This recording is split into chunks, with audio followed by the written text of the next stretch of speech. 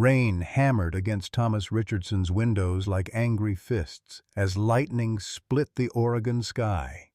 Through the downpour he spotted her, a soaked raccoon mother, desperately sheltering 3 trembling cubs beneath his porch overhang. Her eyes, reflecting the flashlight beam, held something beyond animal instinct, a mother's desperation. "Go on, get!" Thomas shouted half-heartedly, knowing they had nowhere to go in this deluge. That fateful night would change everything.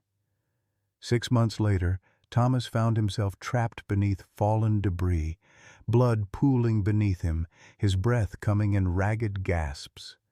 The foreclosure notice lay soggy nearby. His final failure. As consciousness faded, he heard familiar scratching at the collapsed doorway.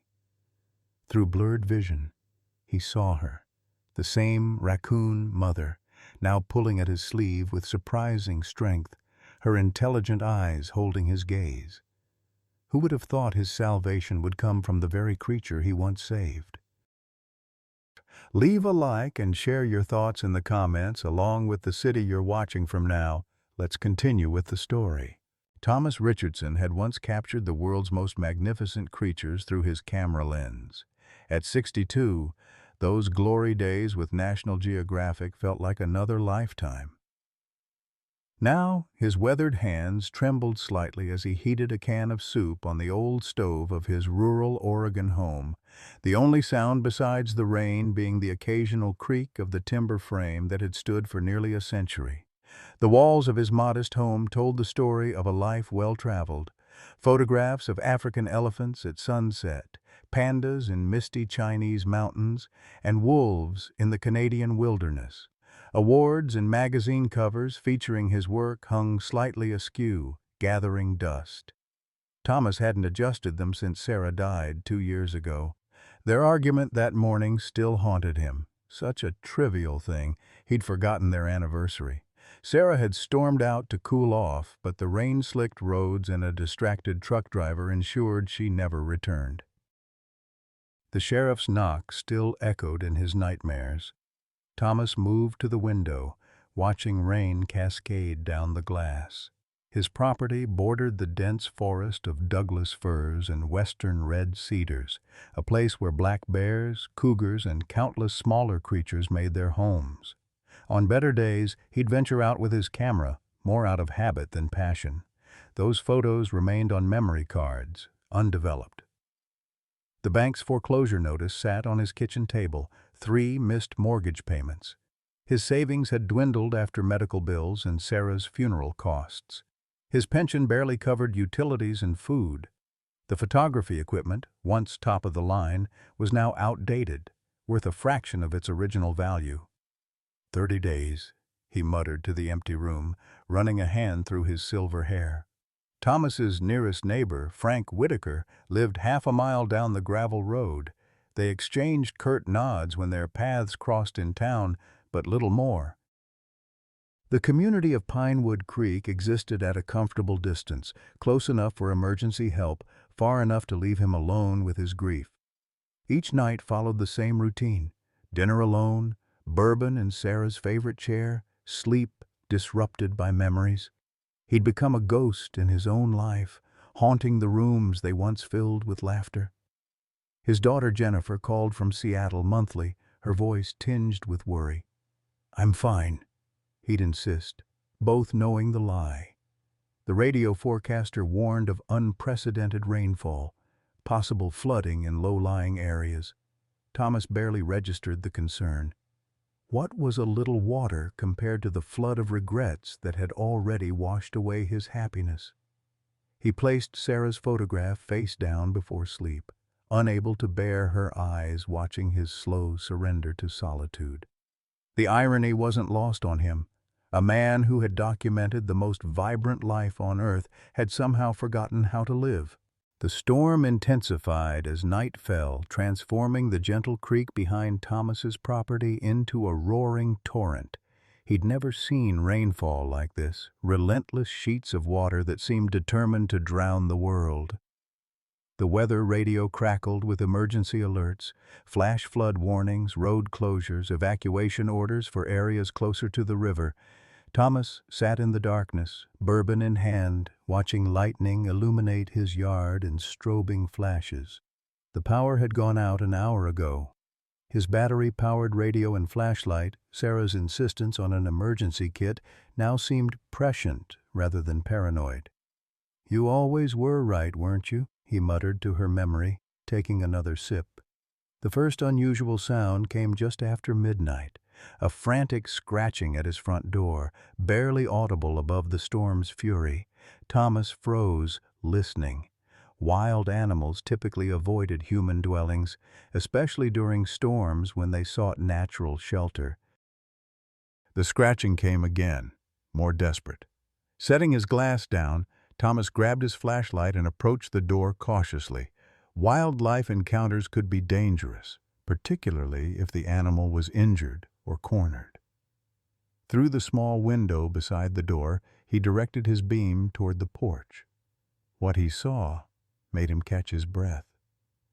A raccoon, soaked to the bone, her gray fur plastered against her body, stood on her hind legs, front paws pressed against his door. Behind her, huddled against the porch railing, were three tiny cubs, their eyes reflecting the flashlight beam like miniature moons. One appeared significantly smaller than the others, with a noticeably deformed front paw. "Well, I'll be damned," Thomas whispered. The mother raccoon dropped to all fours when the light hit her, backing toward her cubs protectively. That's when Thomas noticed the wound on her side, a long gash that had partially healed but was now bleeding again, likely reopened by her efforts to find shelter. His first instinct was to ignore them. His father's words echoed in his mind. "Never invite wildlife into your home, boy. Wild animals belong in the wild." Sound advice that had served him well during his photography career, keeping a respectful distance even when documenting intimate moments of animal behavior. But as he watched, one of the cubs, the smallest one with the malformed paw, collapsed onto its side, its tiny chest heaving with labored breaths. The mother nudged it desperately, looking back toward Thomas with an expression that transcended species.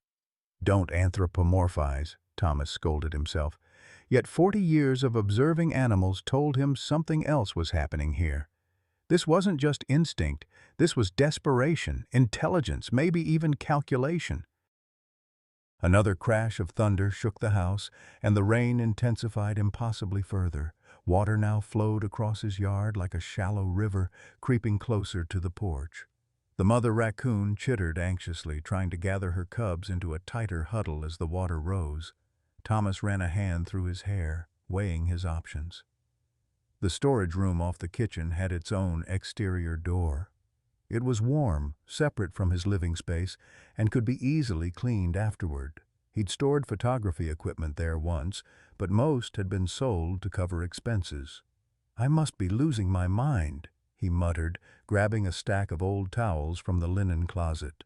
Moving to the kitchen door that connected to the storage room, Thomas quickly cleared the space, laying down the towels to create a makeshift nest.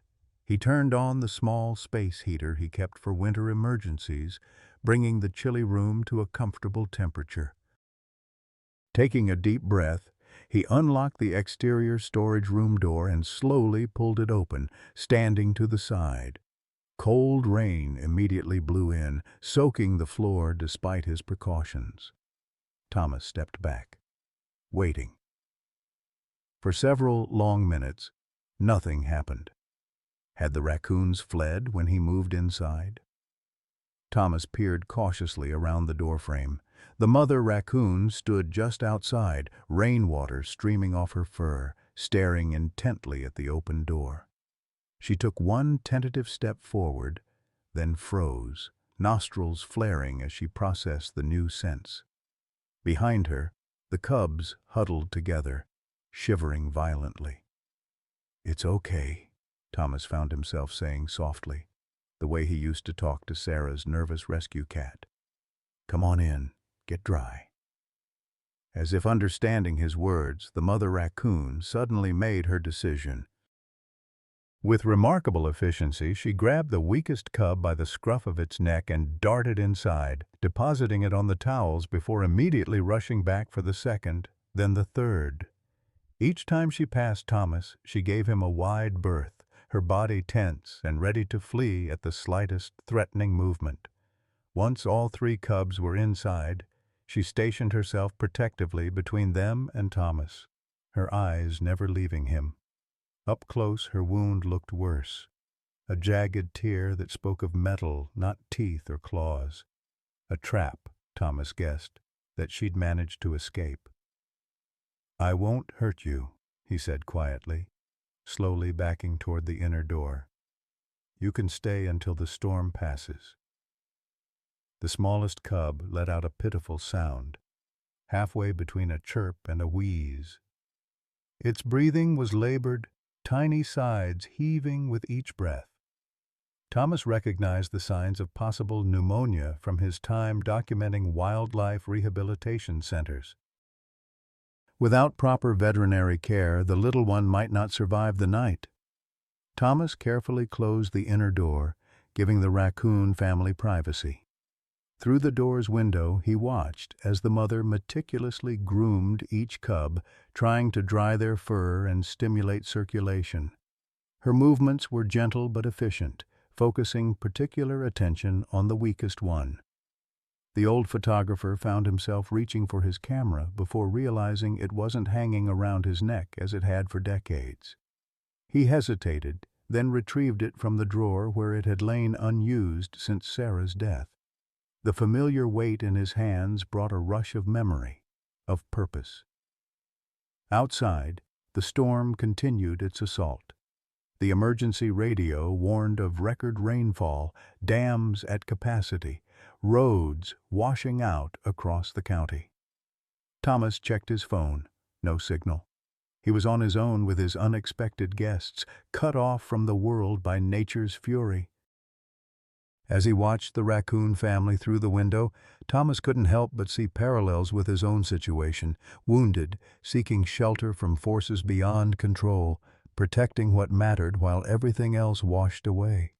For the first time in 2 years, something had punctured the fog of his grief. Something needed him. Morning arrived with deceptive calm. The torrential rain had subsided to a steady drizzle, revealing the storm's devastation across Thomas's property. Uprooted shrubs, branches, and debris littered the yard. The creek had overflowed its banks, transforming his lower garden into a muddy swamp. Through the kitchen window, Thomas surveyed the damage while sipping lukewarm coffee, the power still out across the entire area. His attention, however, remained primarily on his guests. Throughout the night, he had checked on the raccoon family hourly, careful not to disturb them. The mother had arranged her cubs in a tight cluster within the nest of towels, her body curled protectively around them. The smallest cub with the deformed paw worried him most.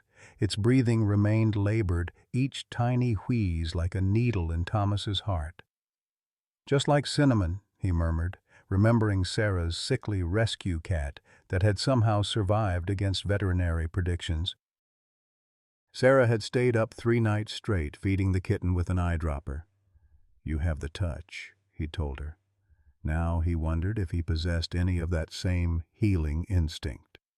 Thomas rummaged through his cabinets, finding a shallow bowl which he filled with clean water. After some consideration, he added a small plate with pieces of the canned chicken he'd planned for his own lunch. Moving slowly, he opened the connecting door to the storage room just enough to slide the offerings inside. The mother raccoon was instantly alert, rising to position herself between the cubs and the perceived threat. Her dark eyes tracked his every movement, intelligent and wary. Thomas avoided direct eye contact, keeping his posture non-threatening as he retreated and closed the door. Through the window, he watched her approach the offerings cautiously, sniffing each item thoroughly before taking a tentative lap of water.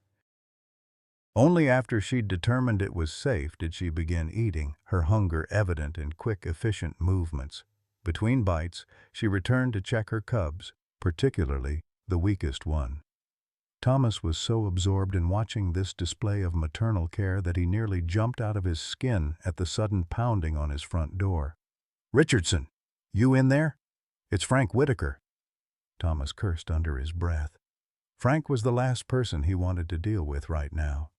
The man had moved to the neighboring property 5 years ago, bringing his city attitudes and complete disregard for local wildlife. Their infrequent interactions had grown increasingly tense after Frank accused various animals of damaging his meticulously landscaped yard. Thomas opened the door reluctantly. Frank stood on the porch in rain gear and rubber boots, his perpetual scowl firmly in place beneath a dripping hat. "Your tree came down across the access road," Frank said without preamble. "Can't get my truck out. You got a chainsaw that works?" "Good morning to you too, Frank," Thomas replied dryly. "Yes, I've got one in the shed. Give me a minute." As Thomas turned to retrieve his jacket, a distinctive chittering sound emerged from the storage room. Frank's head snapped toward the noise. "What the hell was that? You got animals in there, Richardson?" Thomas felt a cold weight settle in his stomach. "Just some storm damage I'm dealing with." Frank's eyes narrowed suspiciously. "Sounded like raccoons. Those disease-carrying vermin get into everything. Had to trap 3 of them last month that were tearing up my garden." The word trap sent a jolt through Thomas as he recalled the mother raccoon's wound. "I'll handle whatever's in my house, Frank." Ignoring the dismissal, Frank pushed past Thomas into the kitchen. "Sound came from in here. You know it's illegal to keep wildlife without proper permits, right?" "Those things carry rabies." Before Thomas could stop him, Frank had crossed to the storage room door and peered through the small window. His reaction was immediate. "Jesus Christ, Richardson. You've got a whole family of raccoons in there." He turned, face flushed with indignation. "I'm calling animal control as soon as the phones are working. This is exactly why we have regulations." Thomas stepped between Frank and the door. "They're injured and displaced by the flood. I'm just giving them temporary shelter until the storm passes." "That's not your call to make," Frank snapped. "They're wild animals, not pets. What if they're carrying diseases? What if they attack someone?" "They're in a closed room, harming no one," Thomas replied, feeling a protective anger rise that surprised him with its intensity. "And that mother raccoon likely got injured in one of your traps, Frank." Something flickered across Frank's face. Guilt, perhaps, or recognition. "You don't know that. The wound pattern's pretty distinctive. I documented enough conservation efforts to recognize trap injuries." Thomas crossed his arms. That smallest cub might not make it through another night outside. Frank glanced back at the window, where the mother raccoon now stood watching them, her posture alert and defensive.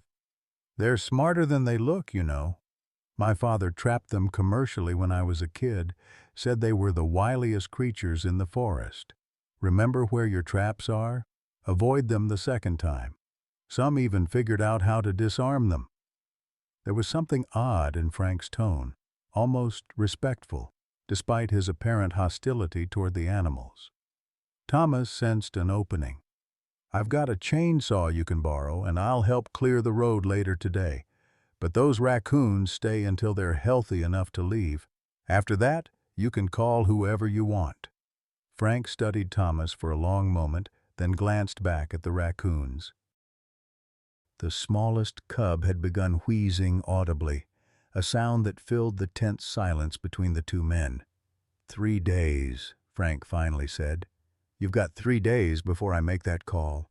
And keep them contained, Richardson. I mean it." After Frank left with the borrowed chainsaw, Thomas sagged against the wall, adrenaline leaving him shaky. Through the window he saw the mother raccoon had returned to her cubs, grooming the sick one with particular attention. The wheezing had worsened. Thomas knew from his wildlife documentation work that raccoons, while remarkably resilient, could succumb quickly to respiratory infections. Without antibiotics, the cub's chances were slim. The nearest veterinarian was in town, inaccessible with the roads flooded. An idea formed as he glanced at his old camera equipment still stored in the corner. During his National Geographic days, he'd once observed a wildlife researcher use a modified camera X-ray attachment to examine an injured tiger in the field. Thomas had a similar device purchased years ago for photographing internal structures of plants and small creatures. "Worth a shot," he muttered, retrieving the equipment and setting it up near the storage room door. The challenge would be getting the cub away from its protective mother long enough for an examination. Thomas prepared everything methodically, setting up the imaging equipment, gathering more towels, even finding an old medicine dropper and the antibiotics he kept for his own emergency use. When everything was ready, Thomas took a deep breath and entered the storage room, moving with deliberate slowness. The mother raccoon immediately positioned herself between him and her cubs, making low warning sounds. "I know," Thomas said softly. "I'm not the enemy here." He sat on the floor, making himself smaller, less threatening. For 15 minutes, he simply remained still, occasionally speaking in quiet tones. The mother raccoon maintained her guard but seemed to recognize he wasn't making aggressive moves. Slowly, Thomas slid a piece of chicken across the floor toward her. She approached cautiously, sniffed it, then quickly grabbed it, retreating back to her cubs to eat. He repeated this process, each time placing the food slightly closer to himself. The breakthrough came when Thomas offered food in his outstretched palm. After prolonged hesitation, the mother raccoon approached, delicately taking the offering directly from his hand before scurrying back. "Good girl," Thomas whispered, his heart pounding. "Now comes the hard part." With agonizing patience, he edged closer to the cubs while continuing to offer food to the mother. The sick cub lay nearly motionless now, its breathing shallow and irregular, a deeply concerning sign. Thomas reached slowly toward the cub, speaking continuously in low, soothing tones. The mother raccoon chittered anxiously, but remarkably didn't attack. Something in her demeanor suggested she understood his intentions were not harmful, or perhaps her own instincts told her the cub needed help beyond what she could provide. Carefully, Thomas lifted the tiny creature. It weighed almost nothing in his weathered hands, its body burning with fever. He cradled it gently as he moved to his makeshift examination area, the mother following anxiously, but allowing this extraordinary intervention. Under the specialized camera, the issue became immediately apparent. A small metal fragment embedded in the cub's chest, likely from the same trap that had injured the mother. The resulting wound had become infected, explaining the respiratory distress. "Oh, you poor little thing," Thomas murmured. "No wonder you're struggling." The metal needed to be removed and the infection treated, a delicate procedure requiring steady hands and courage. Thomas had assisted wildlife veterinarians in the field but had never performed such an intervention himself.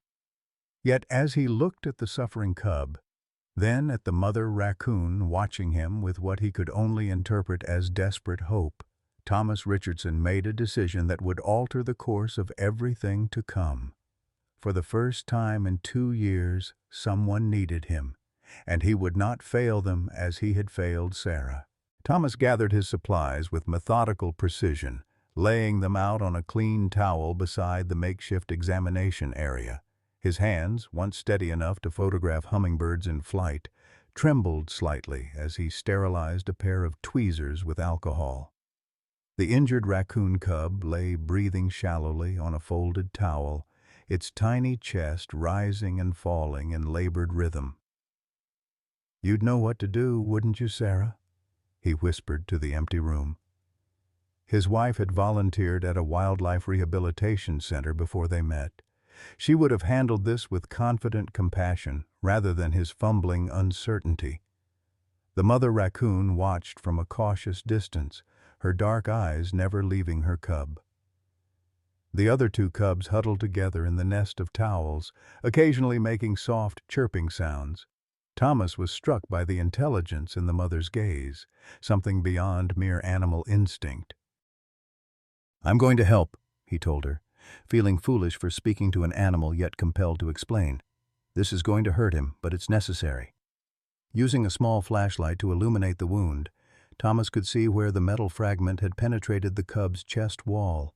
The surrounding area was inflamed and hot to the touch, clear signs of infection. With a silent prayer to whatever might be listening, he began. The cub whimpered as Thomas probed the wound, but was too weak to struggle. Using the tweezers with delicate precision, he located the metal shard and carefully extracted it, a jagged triangular piece about the size of his smallest fingernail. Relief flooded through him as it came free, followed immediately by concern as blood welled from the wound. "Easy now," he murmured, applying gentle pressure with a clean cloth. The mother raccoon had edged closer, making distressed sounds. "Almost done." Thomas cleaned the wound thoroughly, applied antibiotic ointment, and crushed one of his own antibiotics into a paste that he mixed with honey for easier administration. Using the eyedropper, he carefully fed the mixture to the cub, who swallowed reflexively. Throughout the procedure, Thomas was acutely aware of the mother raccoon's presence.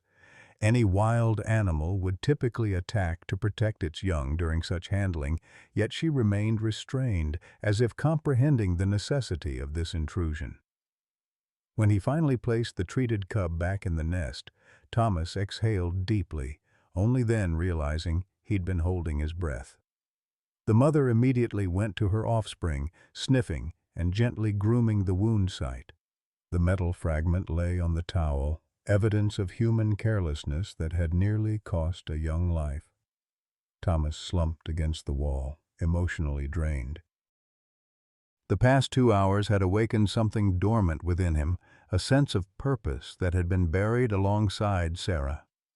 Outside, the rain had resumed its steady drumming against the roof, a melancholy soundtrack to his swirling thoughts. A movement caught his attention. The mother raccoon had approached him, stopping just beyond arm's reach. She sat back on her haunches, regarding him with an intensity that felt almost like communication. Then, with deliberate movements, she reached out one paw and touched his shoe before returning to her cubs. "You're welcome," Thomas whispered, a lump forming in his throat. The rest of the day passed in exhausted vigilance. Thomas checked on the cubs hourly, relieved to see the smallest one's breathing gradually improving. The antibiotics seemed to be working, though recovery was far from certain. He dozed intermittently in his chair by the connecting door, unwilling to leave his patients unattended. As evening approached, the weather radio crackled with updated warnings. The storm system had stalled over the region, with another wave of heavy precipitation expected overnight. Floodwaters were rising throughout the county, with several communities already evacuated. The announcer's voice carried the strained professionalism of someone delivering increasingly dire news. Residents in low-lying areas along Miller Creek should prepare for immediate evacuation. Emergency shelters have been established at Pinewood High School and the community center. If you cannot evacuate safely, move to higher floors and signal for rescue. Thomas glanced out his window toward the creek that bordered his property. The water had already claimed his lower garden and was creeping steadily toward the house. If the second wave hit as predicted, his first floor could flood by morning. A knock at the door startled him from these calculations. Frank Whitaker stood on the porch, soaked despite his rain gear, his expression uncharacteristically somber. "They're evacuating everyone along the creek," Frank said without preamble. "I'm heading to town now before the road becomes completely impassable. You should come." Thomas hesitated, glancing back toward the storage room. "I can't leave yet." Frank's eyes narrowed. "Because of those raccoons. Richardson, this is your life we're talking about. The creek's rising by the hour. I can't move them yet. The cub's still too weak. Thomas squared his shoulders. My house has stood for 100 years through plenty of floods. I'll be fine on the second floor if necessary. This isn't a normal flood. They're saying it's the worst in 50 years.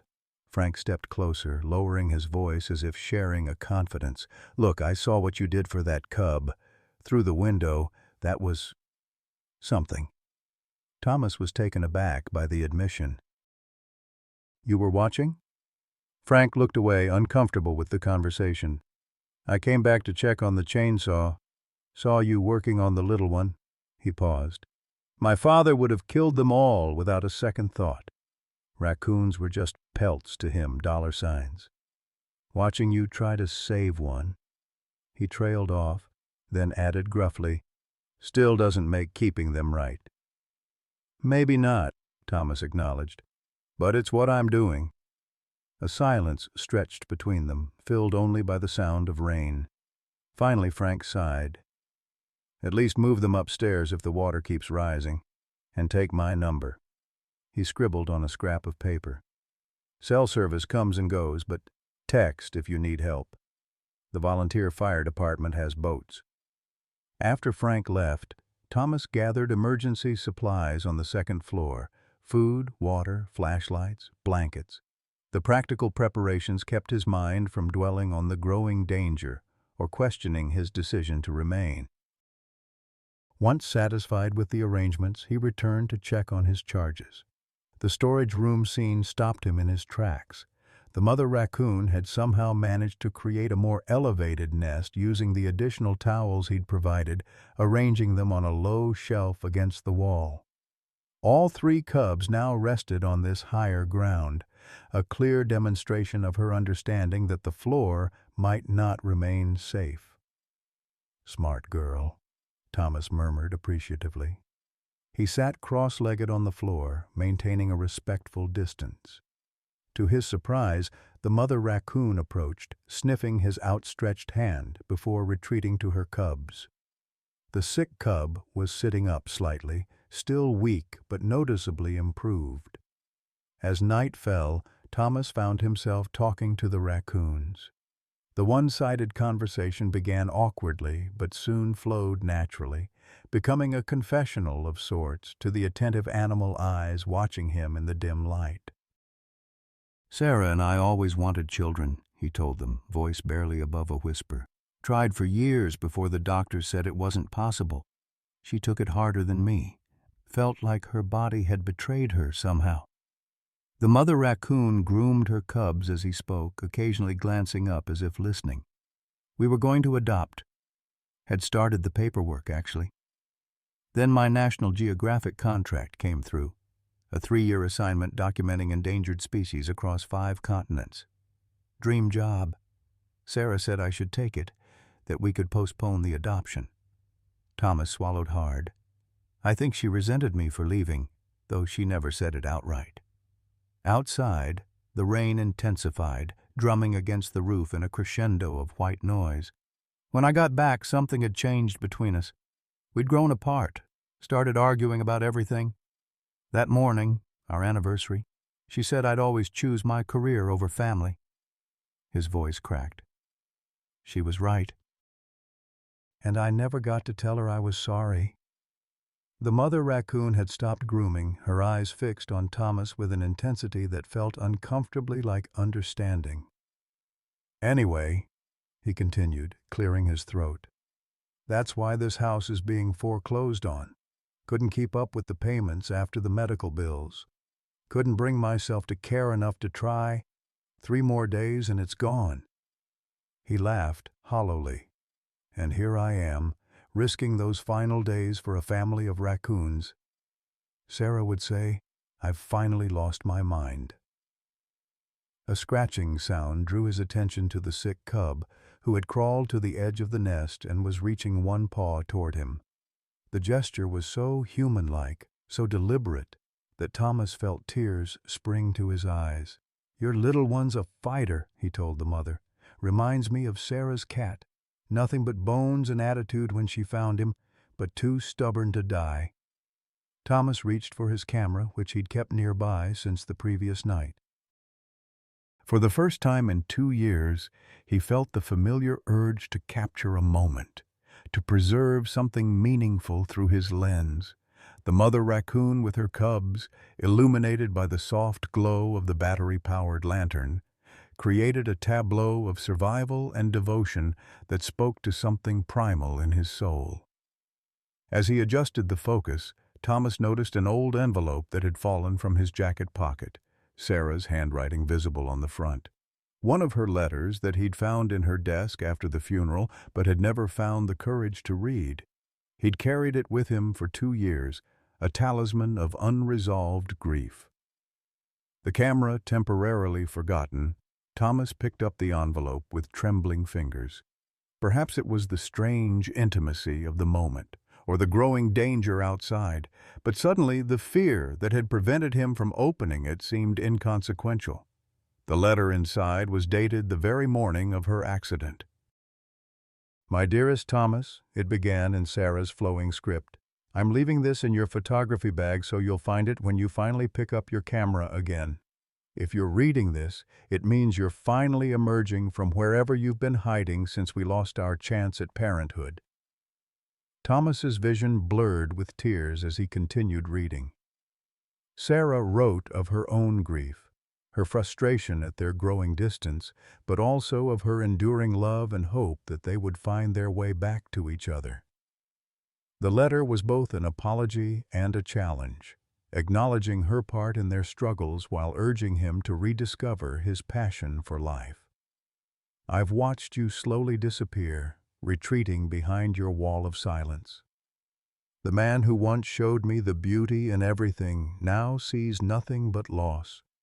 Find your way back, Thomas, not just for me, but for yourself. The world still needs your eyes, your heart, your capacity to care deeply for both the magnificent and the broken." The letter ended with a postscript that pierced his heart. "I'll be back around 6. Let's really talk tonight. It's time we both stopped running." She had never made it home. Thomas clutched the letter to his chest, eyes closed against a wave of grief fresher than any he'd allowed himself to feel since the funeral. All this time he'd been carrying the weight of unspoken words, unresolved arguments, never knowing she had been reaching toward reconciliation even as she drove away for the last time. A soft chittering drew him back to the present. The mother raccoon stood before him, closer than she'd ever voluntarily come. Her expressive eyes seemed to hold a wisdom beyond explanation as she briefly touched his knee with her paw before returning to her cubs.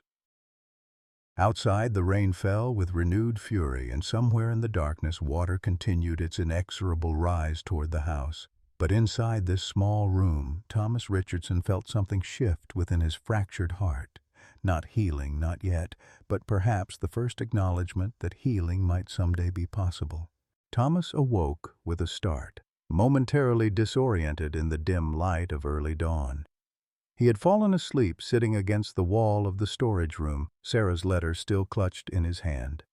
A strange sound had roused him, a steady lapping noise that seemed out of place. As consciousness fully returned, cold realization washed over him. Water was seeping under the exterior door. The floor already bore a thin sheen of floodwater, reflecting the weak beam of his nearly depleted flashlight. Thomas scrambled to his feet, wincing at the stiffness in his joints from sleeping in such an awkward position. The raccoon family had retreated to their elevated nest, the mother watching the encroaching water with obvious agitation. "It's okay," Thomas said automatically, though the situation was clearly far from okay. He splashed through the inch-deep water to check the exterior. Opening the door slightly revealed a shocking transformation of his property. Where his backyard had been now stretched a vast, muddy lake. The creek had completely overflowed its banks, submerging his garden and steadily rising toward the house foundation.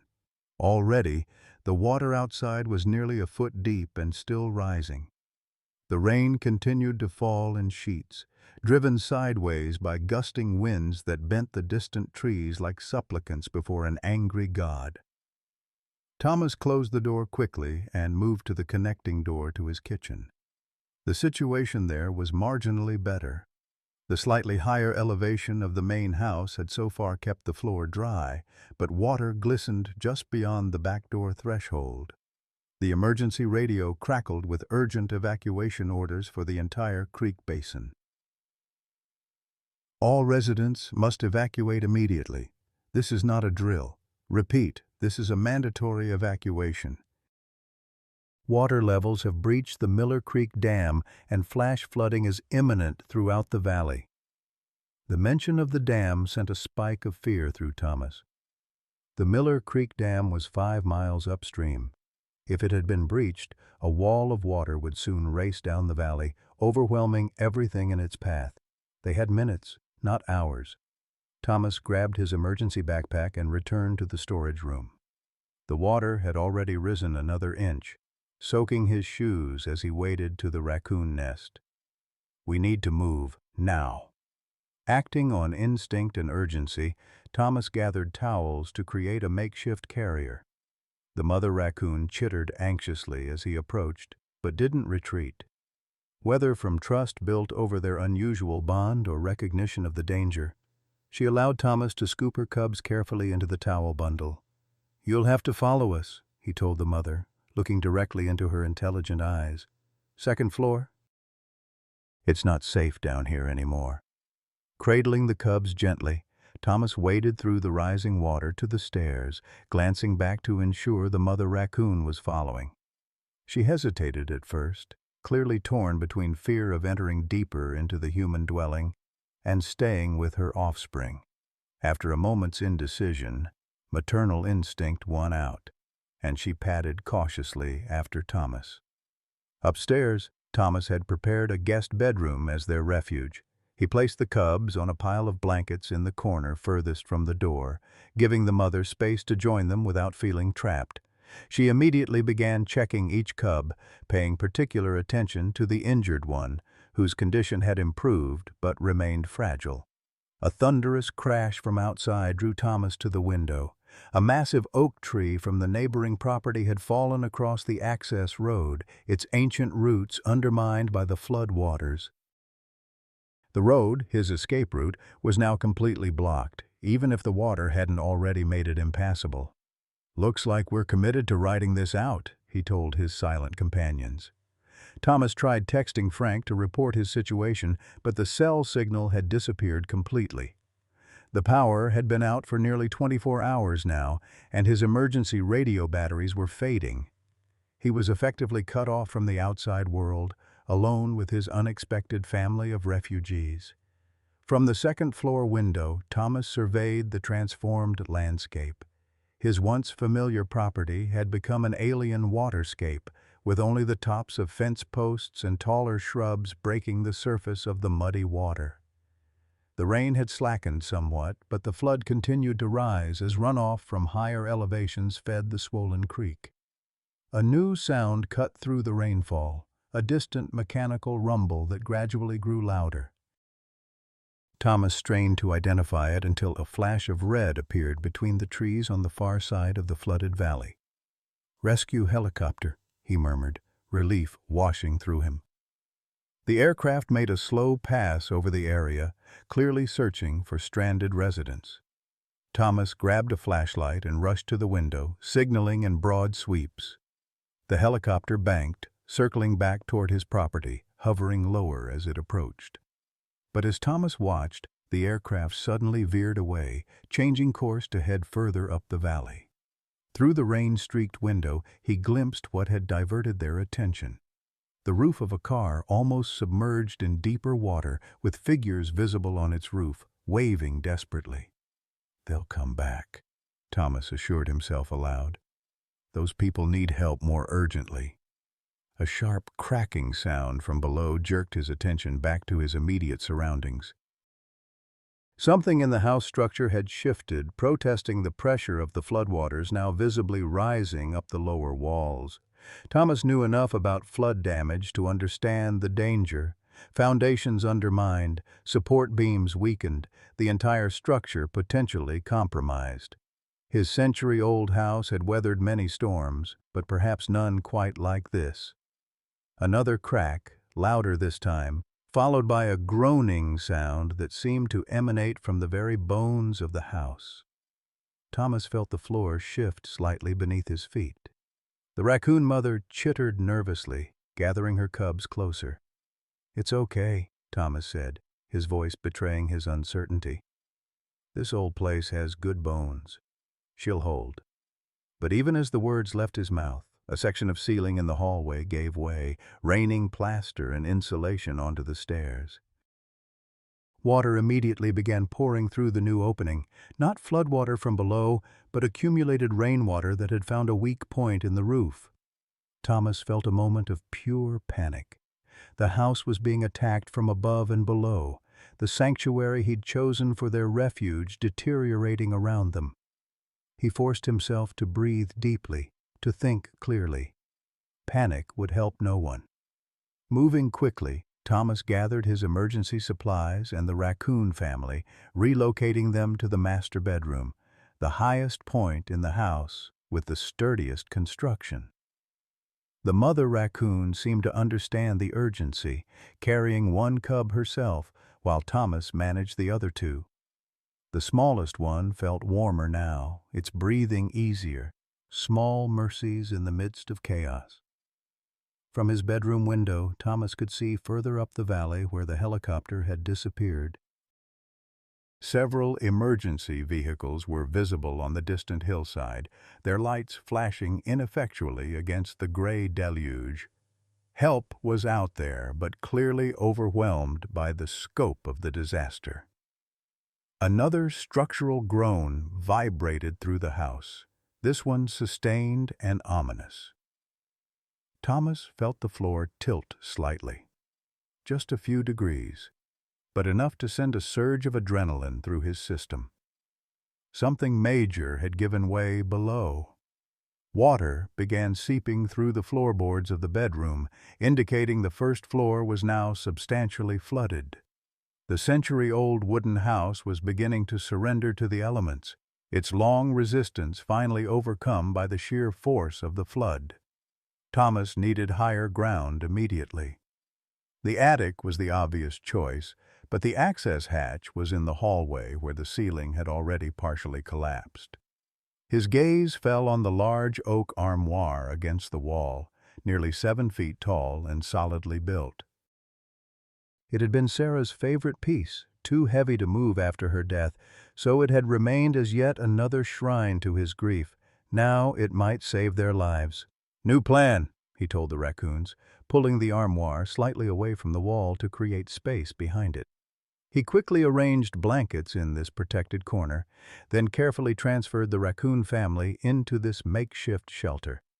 The mother watched him with obvious concern, but allowed the handling of her cubs. As he worked, Thomas became aware of another sound beneath the ongoing symphony of rain, creaking timber, and rushing water, the distinctive engine noise of a small boat. Rushing to the window, he spotted a John boat with fire rescue stenciled on its side, navigating carefully through the flooded landscape toward his house. Relief flooded through him. 2 figures in bright yellow slickers guided the aluminum craft between half-submerged obstacles. Thomas grabbed his flashlight, signaling frantically through the rain-streaked glass. The rescuers spotted his light, waving acknowledgement as they corrected course directly toward the house.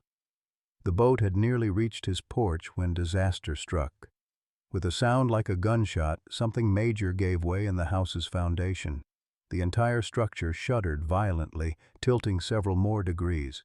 Thomas was thrown against the wall as furniture slid across suddenly angled floors. Outside, the rescuers shouted in alarm, reversing the boat to a safer distance as part of the first-floor wall collapsed into the floodwater. "We're coming for you!" one rescuer shouted through cupped hands. "Stay where you are!" Thomas scrambled back to the window. "There are 4 of us!" he called back. "I have 3 injured raccoons with me!" Even through the rain, Thomas could see the rescuers exchange confused glances. "Sir, we can only take people." the closer figure shouted. "County Emergency Protocol." A strange calm settled over Thomas as he processed these words. 2 years of grief and isolation had distanced him from his own humanity, yet here, in this moment of crisis, he felt more connected to life than he had since Sarah's death. The irony wasn't lost on him. Finding purpose in protecting creatures most would consider nuisances. "Then I'm staying," he called back, his decision immediate and unshakable. "Sir, that's not safe. The house is collapsing." As if to emphasize this point, another section of wall gave way below, sending vibrations through the entire structure. Thomas could feel the house listing further, its century of defiance against the elements coming to an end. "I made them a promise," Thomas insisted, though he knew the rescuers couldn't possibly understand.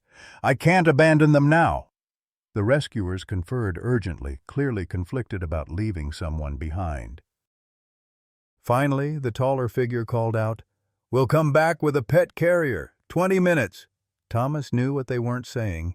In 20 minutes, the house might no longer be standing. He waved acknowledgement anyway, watching as they reluctantly turned the boat and headed toward other homes visible through the rain. Another violent shudder ran through the house. The floor tilted further, furniture sliding inexorably toward the lower wall. The water seeping through the floorboards had become a steady stream, soaking the carpet around Thomas's feet. He returned to the raccoons, finding the mother frantically trying to keep her cubs from sliding out of their blanket nest as the floor angle increased. Thomas braced himself against the armoire, using his body to create a barrier that would keep them secure. "I've got you," he promised. The words meant as much for himself as for them. "We're staying together." Outside, the rain had finally begun to slacken, but the water continued to rise, now halfway up the first-floor windows. The distant sound of the rescue boat's motor had faded, leaving only the creaking of the dying house and the soft breathing of the raccoon family huddled against Thomas. The smallest cub, the one he had operated on, crawled onto Thomas's lap, seeking warmth or comfort, or both.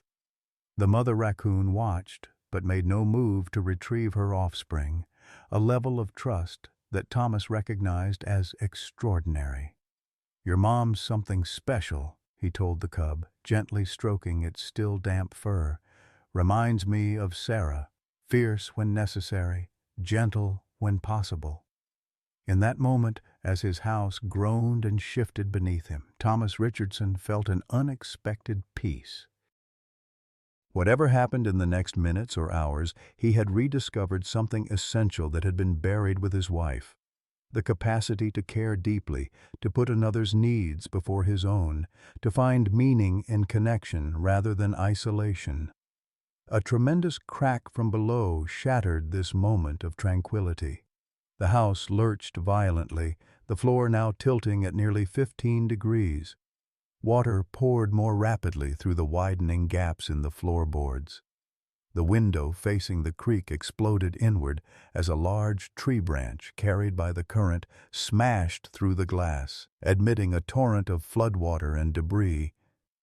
Thomas reacted instinctively, shielding the raccoons with his body as glass and water sprayed across the room. Pain lanced through his arm where a glass shard had sliced deeply, blood quickly soaking his sleeve. "Time to move," he gasped, gathering the cubs despite his injury. Up we go. With the mother raccoon following, Thomas climbed atop the massive armoire, now the highest point in the rapidly deteriorating room. The structure offered temporary refuge as water continued to pour through the broken window and up through the floor. Through the jagged opening where the window had been, Thomas could see the full devastation of the flood. Entire trees moved like bathtub toys in the powerful current. A propane tank from someone's backyard barbecue floated past, followed by a child's plastic swimming pool. The personal artifacts of countless lives reduced to anonymous debris in the churning water. Blood dripped steadily from Thomas's injured arm, but the pain seemed distant, unimportant compared to the more immediate danger. He tore a strip from his shirt, binding the wound as best he could with one hand while maintaining his precarious perch on the armoire. The raccoon mother watched his efforts with evident concern, her attention divided between her cubs and the human who had become their unlikely protector. When Thomas finished his makeshift bandage, she surprised him by approaching his injured arm, gently sniffing the wound before licking away some of the blood with careful attention. "Thank you," Thomas said softly, recognizing the gesture for what it was, an attempt at care from a creature who understood suffering. The house gave another violent lurch. The armoire slid several inches toward the broken window before catching against the bed frame.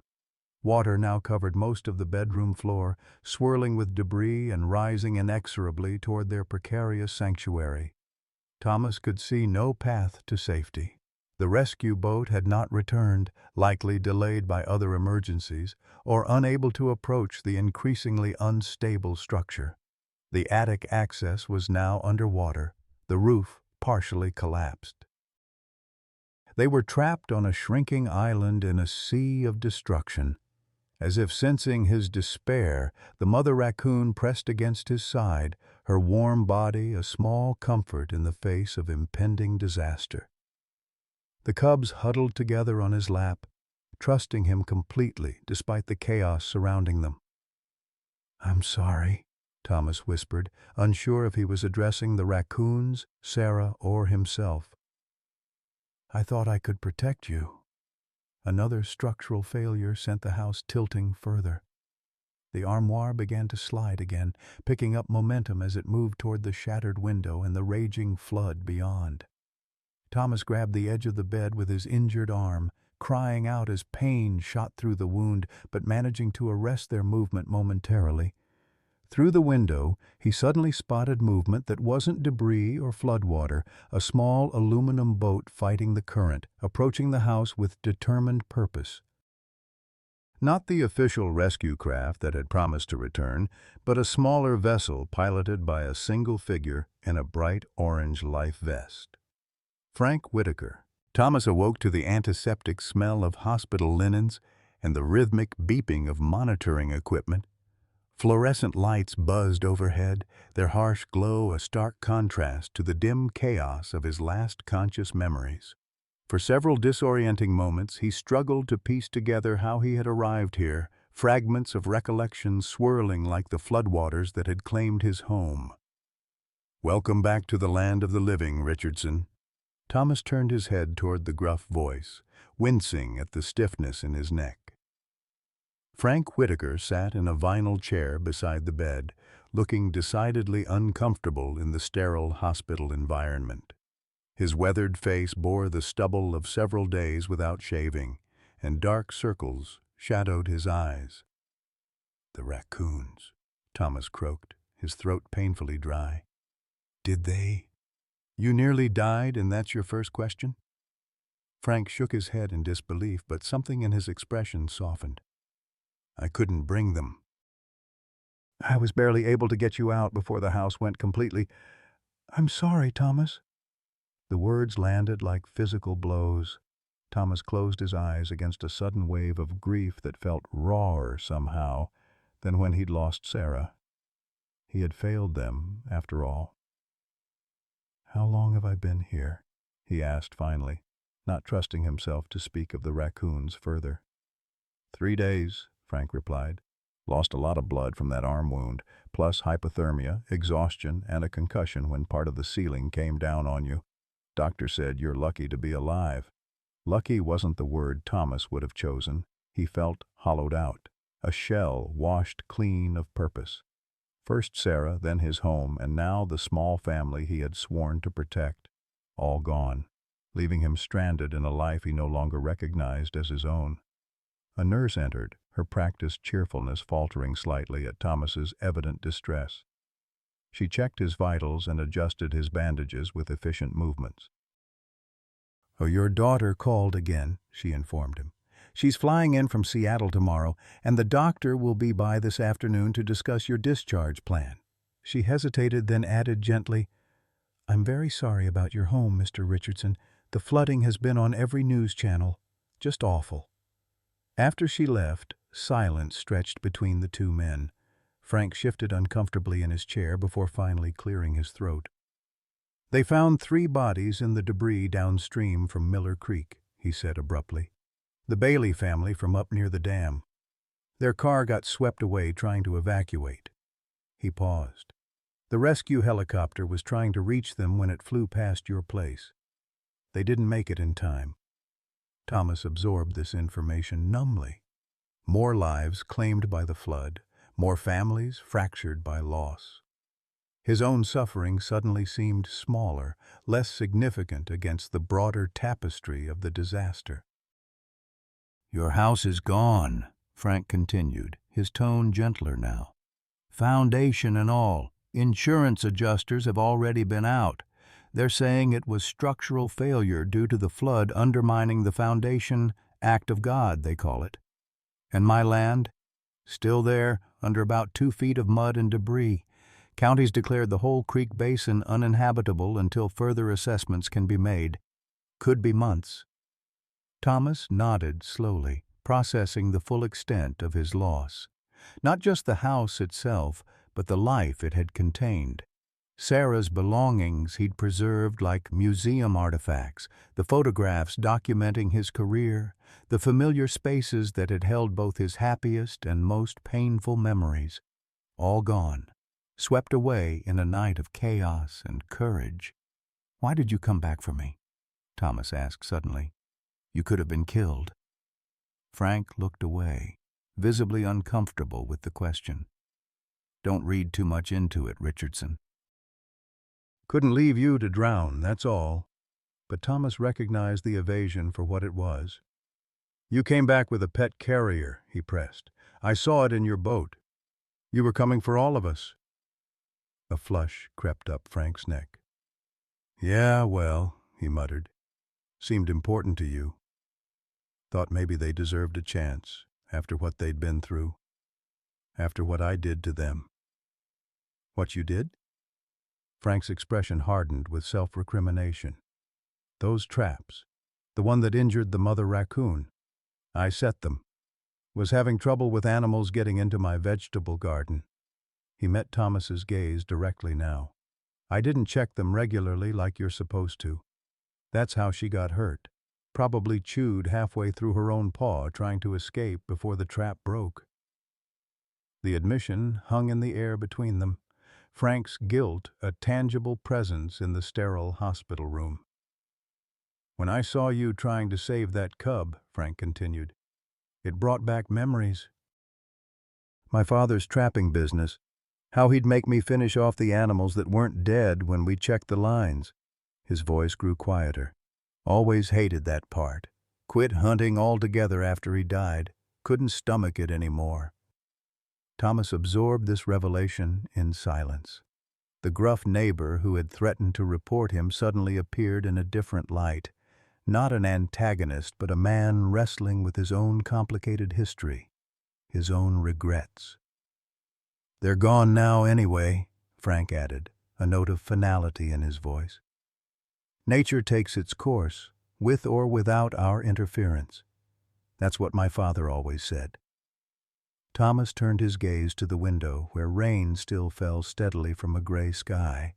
Beyond the hospital parking lot he could see the edges of the flood zone, mud-caked streets, debris piled against buildings, the occasional emergency vehicle with lights flashing. A landscape transformed just as he had been.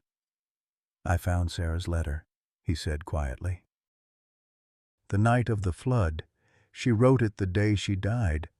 All this time, I thought—" He trailed off, unable to articulate the tangle of guilt and grief that had defined his existence for 2 years. Frank nodded, understanding without explanation. "My wife left me after 30 years, he offered unexpectedly. Said she couldn't spend another decade watching me turn into a bitter old man. Can't say I blamed her." Another silence, this one more companionable than the last. Two solitary men united briefly by disaster, finding unexpected common ground in their losses. A doctor entered, clipboard in hand, breaking the moment. She explained Thomas's injuries in clinical detail. The laceration requiring 27 stitches, mild concussion, exposure symptoms now resolved. He could be discharged the following day, assuming his daughter arrived to assist with his care. "Discharged to where?" Thomas asked when she had finished. "My house is gone." The doctor's professional demeanor softened slightly. "Social services can help arrange temporary housing. There's a shelter set up at the high school, and FEMA representatives are on site to process emergency assistance applications." A shelter. At 62, after a lifetime of self-sufficiency, Thomas Richardson would become one more displaced person sleeping on a cot in a high school gymnasium waiting for government forms to process. The indignity of it settled like a stone in his chest. "He can stay with me," Frank said suddenly. "Got plenty of room since the divorce. Second floor stayed dry through the whole thing." Thomas stared at his neighbor in disbelief. "You barely know me." Frank shrugged, the gesture dismissive but his eyes serious.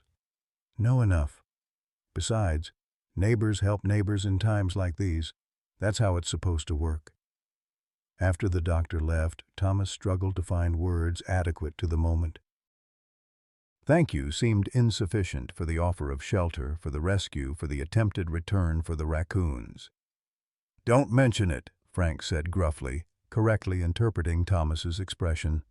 "Probably be good to have someone around while I clean up the property anyway. Place got hit pretty hard." Jennifer arrived the next morning, her face tight with worry that softened to relief upon seeing her father awake and alert. She hugged him fiercely, tears threatening despite her obvious efforts to remain composed. "I should have made you move to Seattle years ago," she scolded, straightening his blankets unnecessarily. "Living alone out here after Mom died. It wasn't healthy, Dad." Thomas recognized the concern beneath her words, but found himself unexpectedly resistant to the implication. "I wasn't ready to leave," he said simply. "And now?" He considered the question carefully.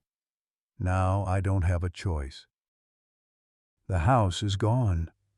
Jennifer sat on the edge of the bed, taking his uninjured hand in hers. "You always have choices, Dad. You can come live with us in Seattle. David and the kids would love having you close." The offer was generous and entirely expected. Jennifer had been making variations of it since Sarah's funeral, first suggesting he sell the rural property and buy something in their neighborhood, then proposing a small apartment over their garage, and finally offering to convert their home office into a bedroom for him. Each time, he had refused with increasing firmness until she had stopped asking altogether. "Frank offered his spare room for now," Thomas said, "while I figure things out." Jennifer's surprise was evident. "Frank? The neighbor you've complained about for years? The one who threatened to call animal control on you?" "People are complicated," Thomas replied, surprising himself with the simple wisdom of the statement. "Sometimes it takes a disaster to see that clearly." The discharge process consumed most of the day. Jennifer handled the paperwork and insurance calls with brisk efficiency while Thomas sat quietly, conserving his limited energy. His arm throbbed despite the prescribed painkillers, and a bone-deep weariness made even simple movements exhausting. As they prepared to leave, a nurse entered with a large envelope. "These were in your personal effects," she explained. "They've been cleaned and preserved as best we could."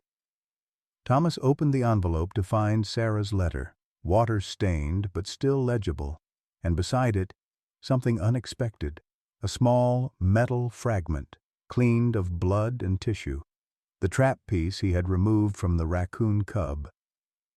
"I asked them to save it," Frank explained from the doorway, where he had appeared to drive them to his home. "Thought you might want it." Thomas stared at the jagged metal shard, a physical reminder of everything that had transpired. Of commitment and connection, of loss and unlikely courage. He closed his fingers around it carefully, feeling its edges press against his palm. Tangible proof that his memories were real, not delusions born of trauma and medication. The drive to Frank's house took them through the devastated landscape of Pinewood Creek. National Guard checkpoints controlled access to the worst-hit areas, but even from the designated safe routes, the destruction was staggering. Houses torn from foundations, vehicles overturned, trees uprooted, and everywhere the drying mud that marked the flood's high water line like a grotesque tide mark. As they passed what remained of Thomas's property, he insisted on stopping, despite Jennifer's protests. From the roadside, little was recognizable. A field of mud and debris where his garden had been, a few vertical timbers marking where walls had stood, the twisted remains of his back porch hanging improbably from a half-uprooted oak tree. A century of history erased in a single night. "The insurance adjuster says it's a total loss," Jennifer said gently. "They'll pay out the policy value, but it won't be enough to rebuild, not with today's construction costs." Thomas nodded, his eyes scanning the devastation not for remnants of his home, but for any sign of the Raccoon family. He knew it was foolish, that Frank was almost certainly right about their fate, but he couldn't help searching the debris field for movement, for familiar shapes among the mud and broken timber. Nothing moved except cleanup crews in the distance, their bright vests visible as they cleared larger debris from the roadway. Frank's house sat on slightly higher ground, its first floor mud-stained but structurally intact. The yard was littered with debris, much of it unrecognizable, some of it clearly from other properties carried by the floodwaters. A massive fallen oak blocked half the driveway, its root ball creating a small mountain of soil and stone. "It's not much," Frank said as he helped Thomas from the car, "but it's dry and the power's back on. Guest rooms upstairs." The interior smelled of bleach and mildew, evidence of Frank's cleaning efforts after the flood receded. Furniture had been pushed to the center of rooms, water-damaged drywall cut away at the base of walls, soggy carpet removed to reveal bare subflooring. Despite these efforts, the house retained a damp chill that seemed to penetrate Thomas's bones. Jennifer stayed long enough to help settle her father in the upstairs guest room, leaving only after extracting promises that he would call daily and consider moving to Seattle once he had recovered. Her departure left an awkward silence between the two men, neighbors for years but strangers in almost every way that mattered. "There's soup on the stove," Frank offered finally. "Nothing fancy, but it's hot." Thomas nodded gratefully, too exhausted for conversation. He ate mechanically, his mind still at his ruined property, still with the Raccoon family he had failed to save. The metal fragment from the trap sat on the table beside his bowl, a talisman of his brief, extraordinary connection with the wild creatures. That night, in the unfamiliar bed in Frank's spare room, Thomas dreamed of water rising, of Sarah calling his name from somewhere he couldn't reach, of raccoon eyes gleaming in darkness. He woke repeatedly, disoriented and sweating despite the room's chill, the pain in his arm a constant reminder of all that had been lost. By morning, fever had set in, an infection in his wound that required another hospital visit, another round of antibiotics, another layer of dependence on others that scraped against his lifelong self-reliance. Days blurred together in a haze of pain medication and fatigue. Frank proved an unexpectedly attentive host, changing bandages with careful precision, ensuring medications were taken on schedule, preparing simple meals that required little effort to consume. They spoke little, each man content with the quiet companionship of shared experience. A week after the flood, Thomas received the insurance adjuster's final report. The payout would cover less than half the cost of rebuilding on the same site, assuming he could even get permits given the county's new flood zone restrictions. His financial situation, precarious before the disaster, now verged on desperate. "You should take your daughter's offer," Frank said bluntly when Thomas shared the news. Seattle's expensive, but living with family beats starting over at our age. Thomas stared out the window at the ongoing cleanup efforts visible in the distance. Heavy equipment now cleared debris from the main roads, and assessment teams moved methodically from property to property, marking structures with color-coded tags that determined their fate. "I'm not ready to leave," he said, echoing his words to Jennifer. "Not yet." Frank studied him with shrewd eyes. "Because of them? The raccoons?" "Partly," Thomas admitted. "I keep thinking they might have survived somehow, that they might come back." "That's grief talking," Frank said, not unkindly. "I've been there. After the divorce, kept thinking Elaine would come back too. Kept her coffee mug in the same spot for months. Grief makes fools of us all." Thomas nodded, acknowledging the truth in Frank's words, even as he rejected their application to his situation. "Maybe, but I need to know for sure." The following day, against medical advice and Jennifer's vocal protests over the phone, Thomas convinced Frank to drive him to what remained of his property. The county had established limited access protocols for homeowners to retrieve salvageable belongings, though in Thomas's case, there appeared to be little worth the effort. Standing amid the ruins, leaning heavily on a cane, Thomas surveyed what remained of his life. The foundation was still partially visible, filled with a soup of mud and unidentifiable debris. A corner of the back deck remained improbably intact, projecting from the mud like the prow of a sinking ship. Nothing else was recognizable as having once been a home. "Not much left to salvage," Frank observed needlessly. Thomas didn't respond, his attention fixed on the tree line that marked the boundary between his property and the state forest beyond. That's where they would have gone, he thought. If they survived, they would have sought the safety of the woods. "I need to check something," he said, starting toward the trees with halting steps. Frank followed reluctantly. 10 minutes, then we're leaving." "You shouldn't even be out of bed yet." The going was difficult. Mud sucked at their boots, and debris created treacherous obstacles that Thomas, weakened by his injuries and illness, struggled to navigate. By the time they reached the tree line, he was breathing heavily, sweat beading on his forehead despite the cool air. "What exactly are we looking for?" Frank asked, scanning the forest edge. "Signs," Thomas replied simply. "Tracks, marks, anything that might indicate they passed this way." Frank's expression clearly communicated his skepticism, but he joined the search, nevertheless, examining the ground and lower tree trunks with unexpected thoroughness.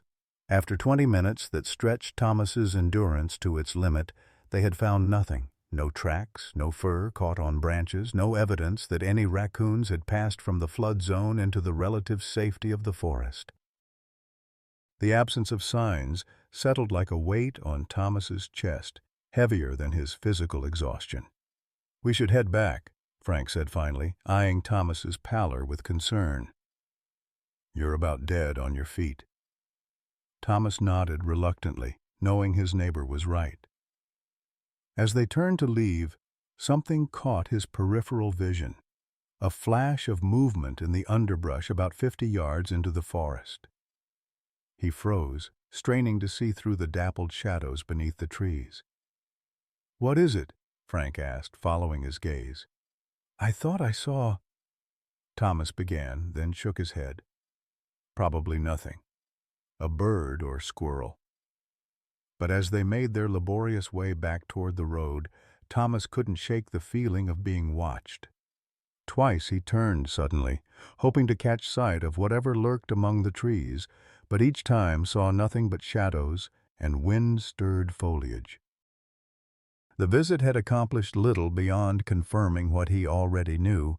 His home was destroyed, his possessions lost, his future uncertain. And yet, as Frank helped him back into the truck, Thomas felt a curious lightening of his spirit, a sense that something important remained unresolved. "Thank you," he said, as they drove away. For humoring an old fool. Frank glanced at him, then back at the road. We're all fools sometimes, especially after losing everything. That night, Thomas's fever returned with greater intensity, his body finally rebelling against the strain he had placed upon it. Jennifer was summoned again, this time staying at Frank's house to help care for her father as infection once more took hold in his healing wound. In his delirium, Thomas spoke to Sarah, to the Raccoons, to his long-dead parents, conversations that made sense only in the twisted logic of fever dreams. He relived the flood repeatedly, the house collapsing around him, the desperate scramble to protect his unlikely charges. When clarity finally returned 3 days later, Thomas found himself once more in a hospital bed, Jennifer asleep in the chair beside him. The cycle of injury, brief recovery, and relapse had left him physically diminished in a way that frightened him, his body suddenly revealing its age and vulnerability after decades of robust health. The doctor was blunt in her assessment. "Your body needs rest, Mr. Richardson, real rest, not field trips to disaster zones. The infection is under control now, but your overall condition is fragile. You're exhausted, malnourished, and showing signs of post-traumatic stress." Jennifer awoke during this conversation, her worried expression deepening as the doctor continued. "I'm recommending a short stay at the rehabilitation facility in Portland once you're discharged. Physical therapy, proper nutrition, and psychological support to process what you've experienced." Thomas started to protest, but Jennifer interjected firmly. "It's not optional, Dad. You nearly died. Twice. I can't stay indefinitely, and you clearly can't take care of yourself yet." The truth of her words stung, but Thomas lacked the energy to argue. A profound fatigue had settled over him, deeper than physical exhaustion, the bone weariness of a man who had fought too many battles in too short a time. He closed his eyes, surrendering to the inevitable. "How long?" "2 weeks minimum," the doctor replied. "Perhaps longer, depending on your progress." 2 weeks away from Pinewood Creek. 2 weeks during which any surviving raccoons would establish new territories, new patterns, making it even less likely he would ever know their fate with certainty. Thomas nodded, defeated not by rational argument but by the limitations of his aging body. "All right." The relief on Jennifer's face was palpable. She squeezed his hand, tears gathering in her eyes. "It's for the best, Dad. You'll see." As she spoke, Thomas gazed past her to the hospital window, where rain once again fell from a leaden sky. Somewhere beneath that rain lay the ruins of his home, the scattered remnants of his past life. And somewhere, perhaps, a raccoon mother and her cubs adapted to a landscape transformed by disaster, their brief intersection with human compassion already fading into the practical demands of survival.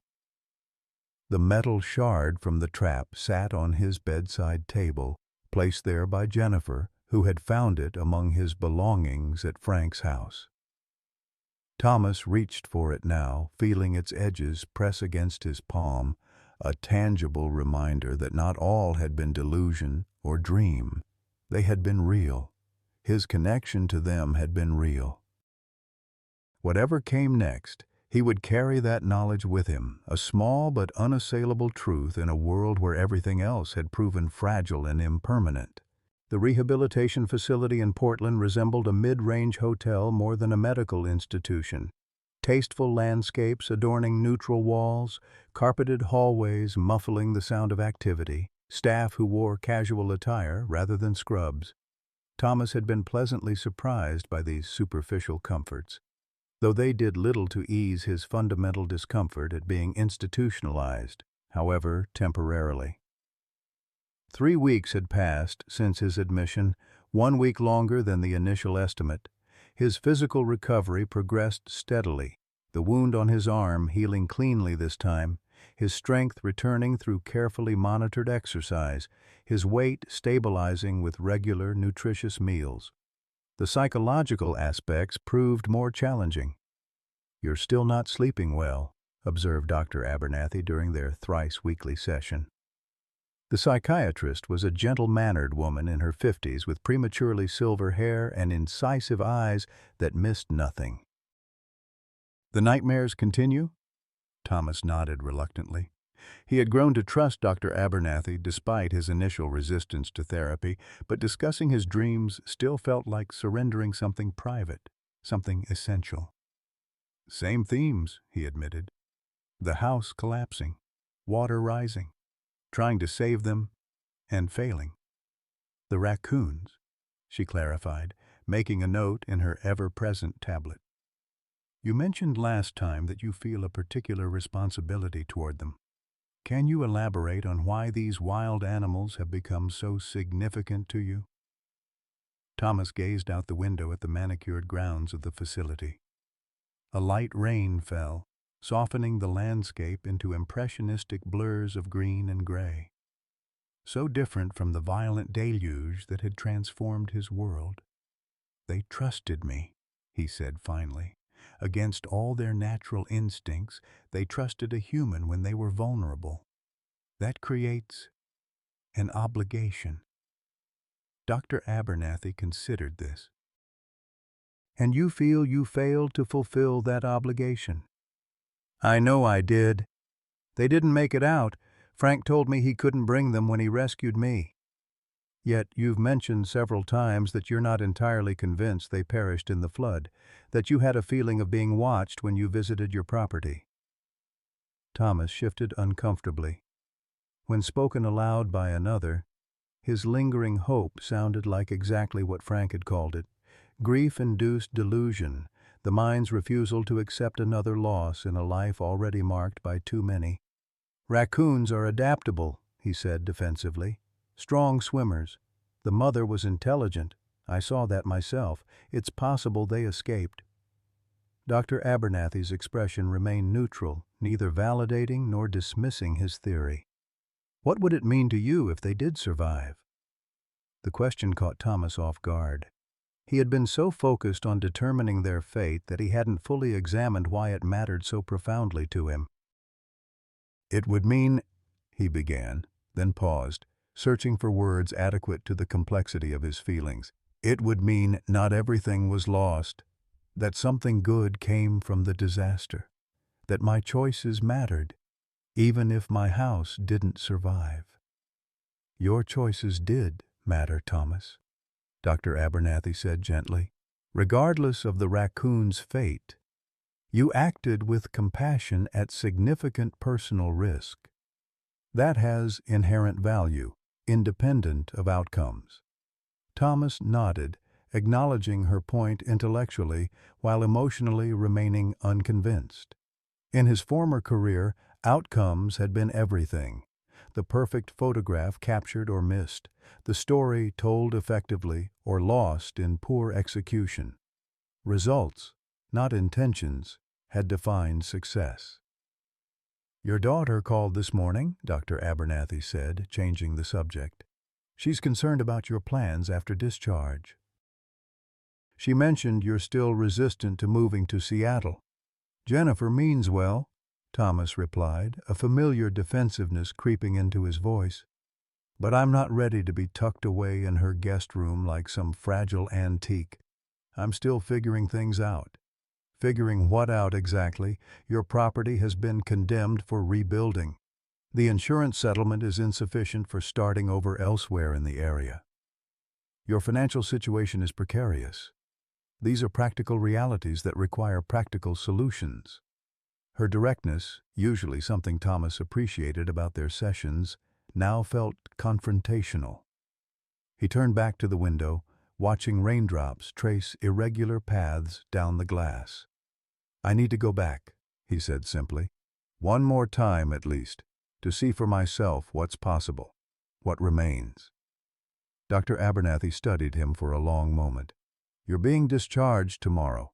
Medically, you've recovered sufficiently to manage your own care. But I'm concerned about your emotional readiness to face that environment again. The property holds significant trauma for you." "It also holds significant meaning," Thomas countered. 62 years of living doesn't get erased by one night of disaster, no matter how catastrophic. Their session ended without resolution, a familiar pattern that left Thomas simultaneously frustrated and relieved. Dr. Abernathy never pushed him toward specific decisions, respecting his autonomy even when she clearly disagreed with his choices. It was a courtesy his daughter, with all her loving concern, rarely extended. Jennifer arrived that afternoon to discuss discharge arrangements, her carefully neutral expression betraying the conversation she had shared with Dr. Abernathy. She had brought clothes for him, new items she had purchased, his own wardrobe having been destroyed in the flood, and a folder containing insurance documents, FEMA correspondence, and other administrative detritus of disaster. "The settlement check cleared," she reported, referring to the insurance payout. "I've deposited it in your account as you asked. It's not much, but it should cover expenses while you—" She hesitated, clearly choosing her words carefully. "While you decide on next steps." Thomas appreciated her restraint, recognizing the effort it cost her. "Thank you. For everything, Jen. I know this hasn't been easy." Her composure cracked slightly at his gratitude. "I just want you to be okay, Dad. Really okay. Not pretending to be okay, so I'll stop worrying." "I know." He reached for her hand, squeezing it gently. "I'm getting there." "I promise." Jennifer had arranged for a hotel room in the small town nearest Pinewood Creek, a compromise between her desire for him to come directly to Seattle and his insistence on returning to the area. She would stay overnight, helping him settle before flying back to her family and job. "Frank's been checking on the property," she mentioned as they drove from Portland the next morning. "Said the county's been removing larger debris. They've cleared most of the access road now." Thomas nodded, watching the familiar landscape scroll past the car windows. The flood's effects were still visible even miles from the creek basin. Erosion scars on hillsides, debris caught in tree branches well above the normal waterline, heavy equipment parked near ongoing repair projects. "How is Frank?" he asked, genuinely curious about the neighbor who had saved his life and then opened his home during the initial recovery. "Gruff as ever," Jennifer replied with a small smile. "But he asks about you every time I talk to him.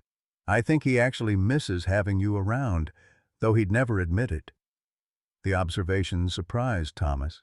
He and Frank had formed an unlikely bond through shared trauma, but he hadn't considered that the connection might hold meaning for his historically antisocial neighbor. The hotel was a modest chain establishment on the outskirts of Millerville, the largest town within 20 miles of Pinewood Creek.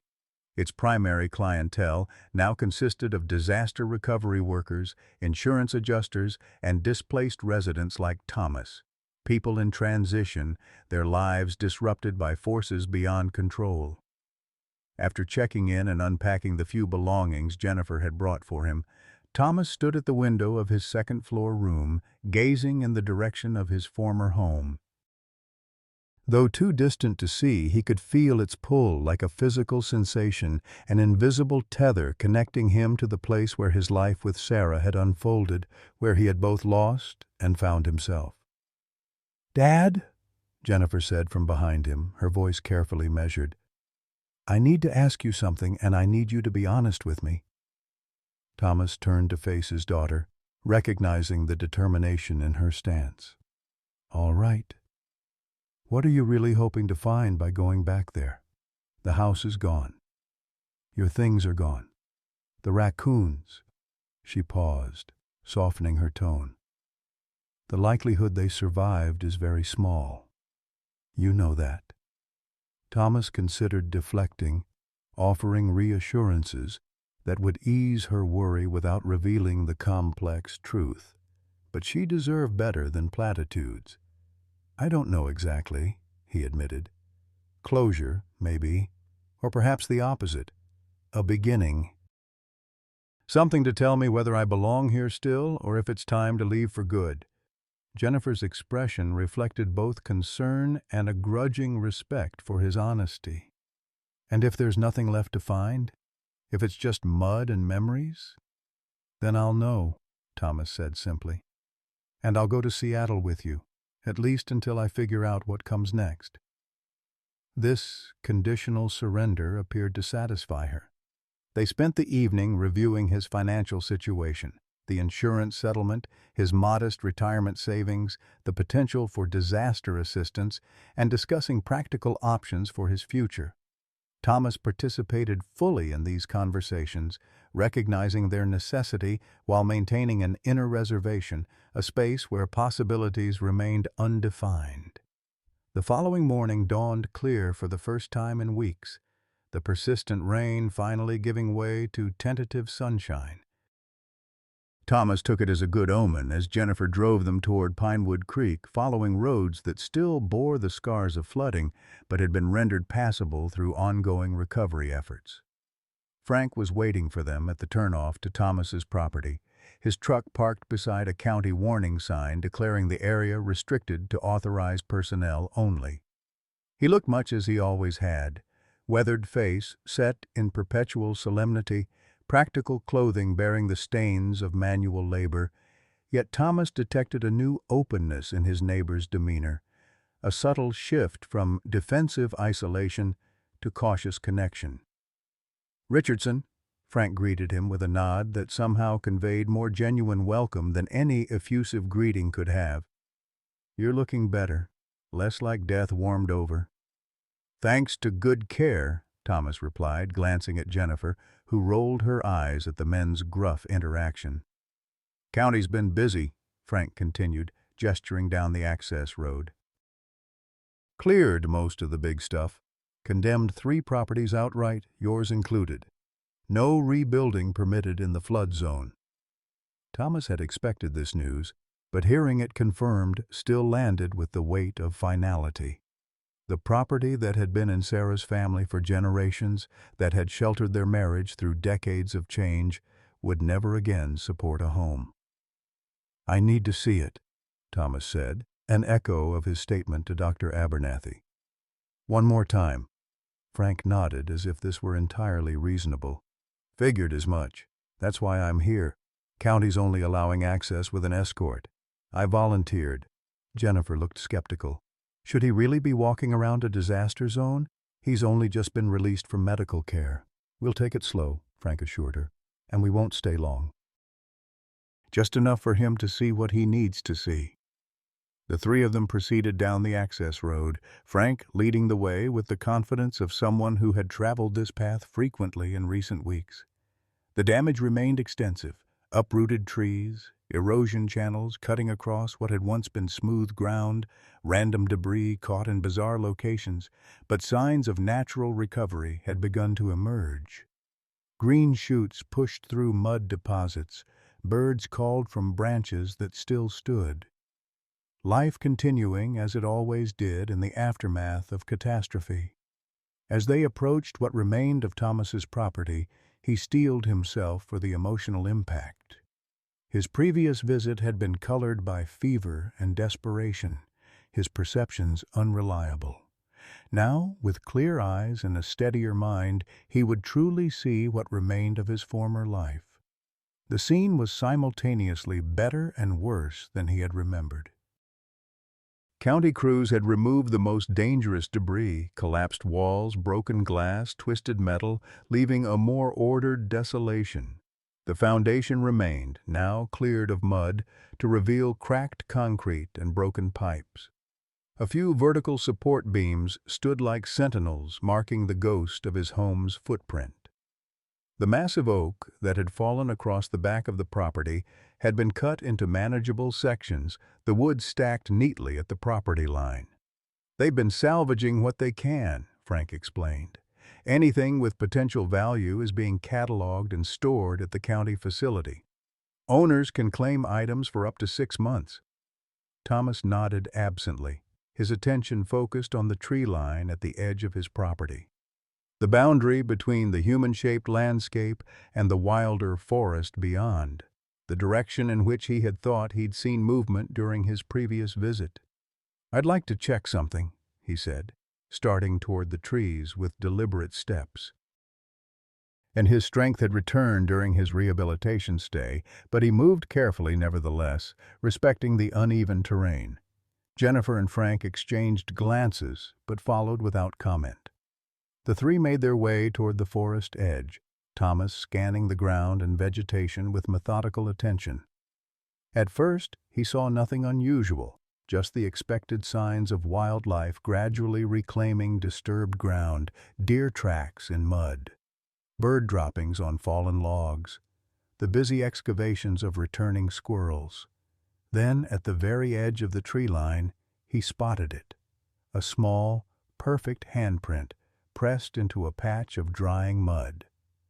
A raccoon's distinctive five-fingered paw, so similar to a human hand yet unmistakably wild. Beside it, two smaller prints, those of young raccoons. Thomas knelt slowly, his heart racing. The tracks were fresh, made within the past day, and they led from the direction of his ruined home toward the forest. "Frank!" he called, his voice unsteady. "Look at this." Frank joined him, squatting to examine the tracks with a hunter's practiced eye. "Raccoons," he confirmed. "Mama and at least two kits heading into the woods." He looked up at Thomas, understanding dawning in his expression.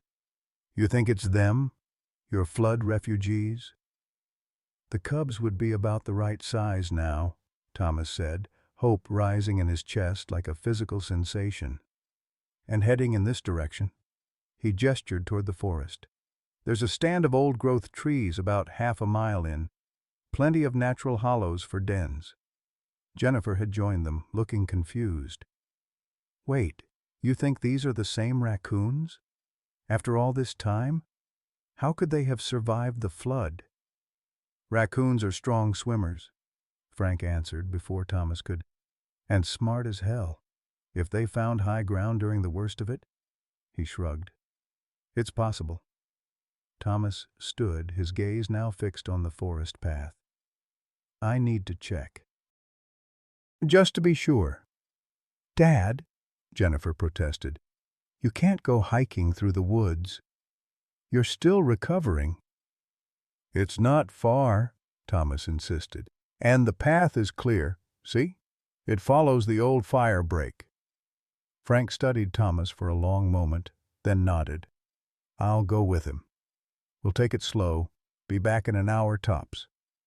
Jennifer clearly wanted to object further, but recognized the determination in both men's faces. "1 hour," she conceded reluctantly.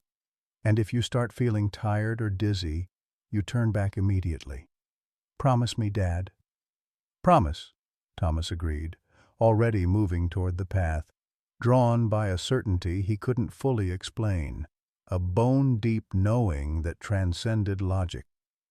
The forest welcomed them with cool shadows and the rich scent of damp earth and growing things. Despite recent upheavals, this ecosystem remained fundamentally intact, resilient in ways human constructions had not been. Thomas moved with renewed energy, following the raccoon tracks where they remained visible and intuition where they disappeared. "You really think we'll find them?" Frank asked as they walked, his tone suggesting skepticism tempered with reluctant hope.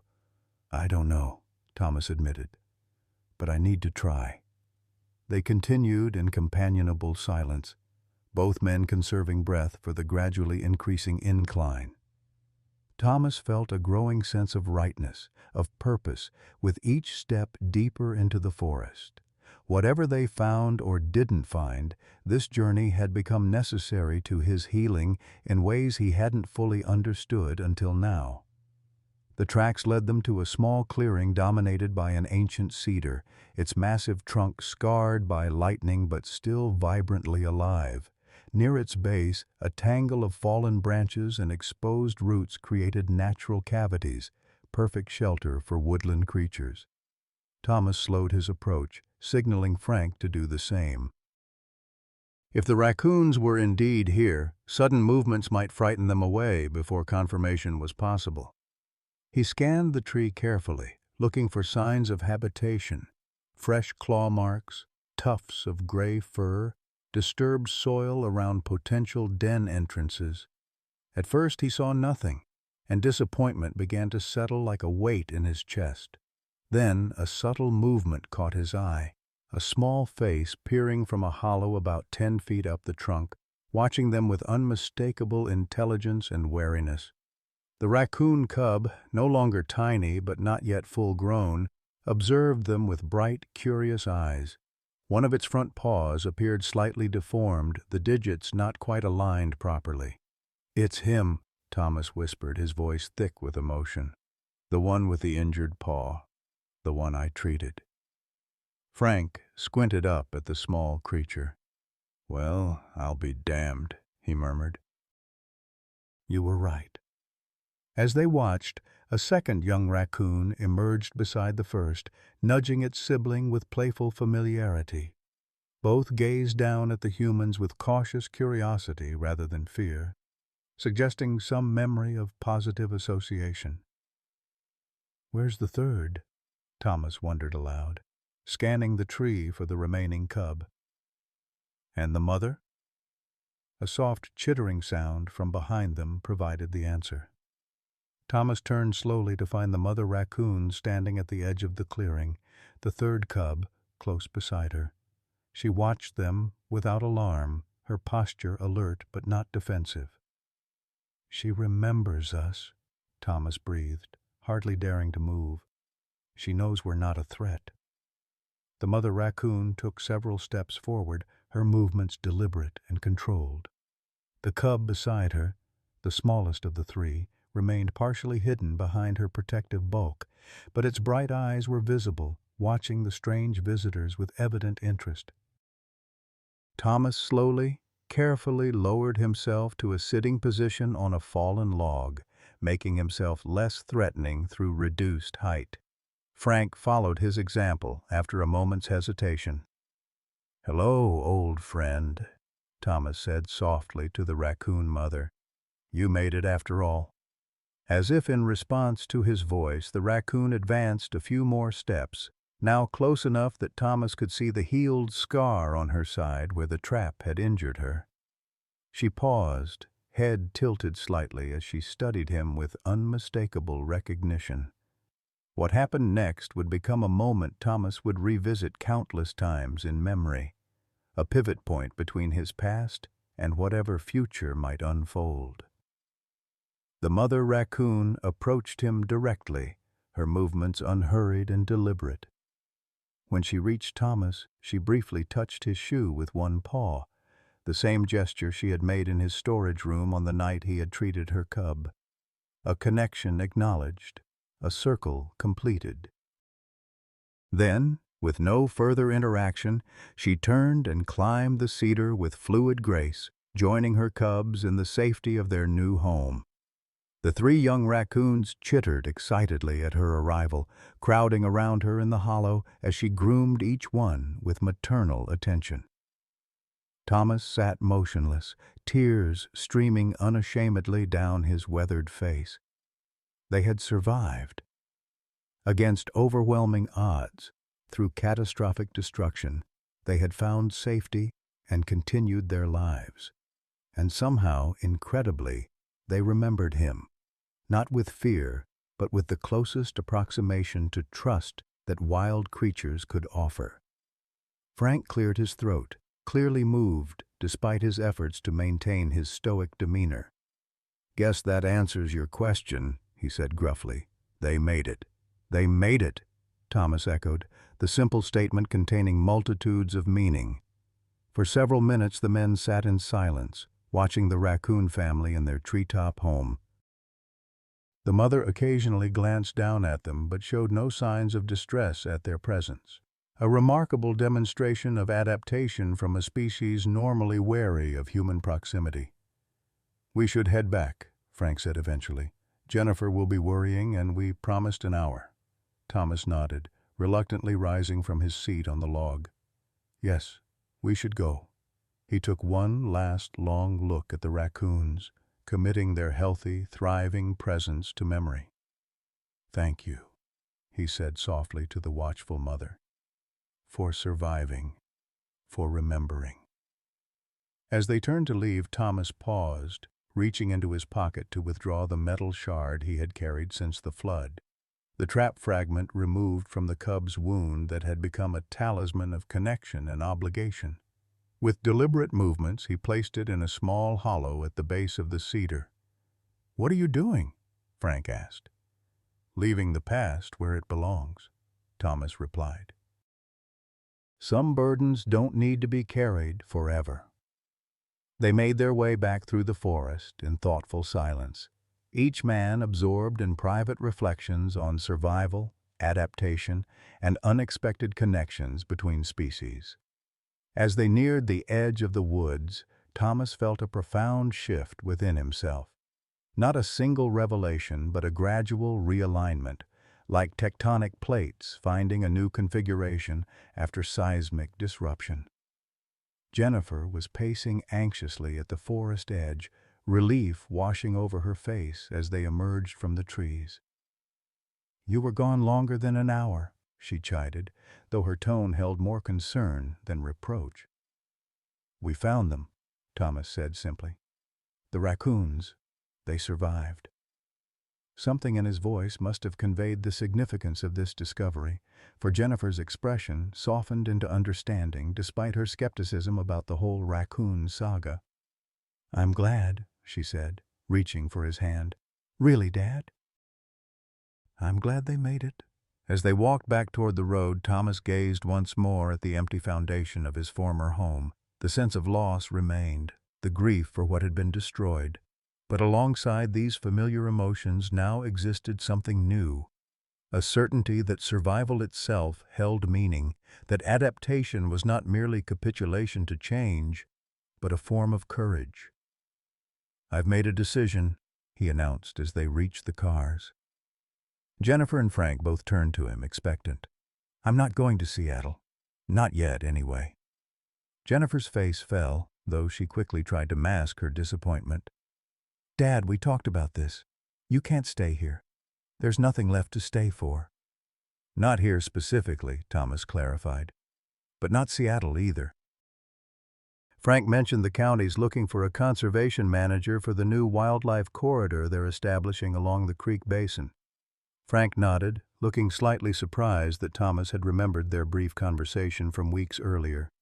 "They're converting the condemned properties into protected habitat. Figured it might interest you with your background." "It does," Thomas confirmed. "Very much." Jennifer looked bewildered. "You want to work for the county parks department? At your age?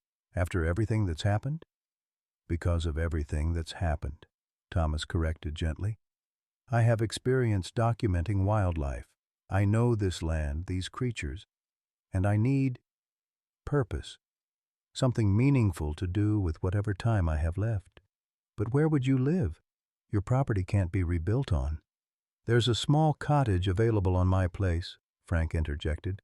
"Used to be the caretaker's house before I bought the property." "Needs work, but it's on higher ground. Didn't flood. Been using it for storage, but it wouldn't take much to make it livable." Thomas looked at his neighbor with surprise. This was the first he'd heard of such a possibility. "You'd rent it to me?" Frank shrugged, clearly uncomfortable with the emotional undercurrents of the offer. "Makes sense. You'd be close enough to this new wildlife area to monitor things. And I could use help maintaining the property since the flood. Getting too old to handle it all myself." The practical framing didn't fool Thomas. This was Frank's way of offering friendship, community, a place to belong, without the vulnerability of stating these intentions directly.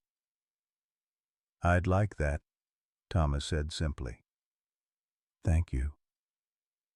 Jennifer looked between the two men, clearly processing this unexpected development. "Dad, are you sure about this?" "It's a big decision to make on the spot." Thomas smiled at his daughter, understanding her concern while recognizing that his certainty might be difficult for her to comprehend. "I've had weeks to think about what comes next. Today just confirmed what I already knew in my heart. I'm not finished with this place yet. Or it with me." He glanced back toward the forest, where he knew the Raccoon family had established their new home among ancient trees that had witnessed countless floods, fires, and human disruptions, and endured despite them all. "Some connections," he said softly, "are worth rebuilding around." 1 year later, Thomas Richardson stood on the small deck of his cottage, coffee mug in hand, watching the early morning mist rise from the rejuvenated creek. May sunshine filtered through the canopy of newly leafed trees, creating dappled patterns on the emerging wildflowers that had colonized what once had been manicured lawns and gardens. Nature reclaimed its territory with remarkable efficiency when given the opportunity. The cottage, once a caretaker's residence on Frank's property, had been transformed through their combined efforts over the past year.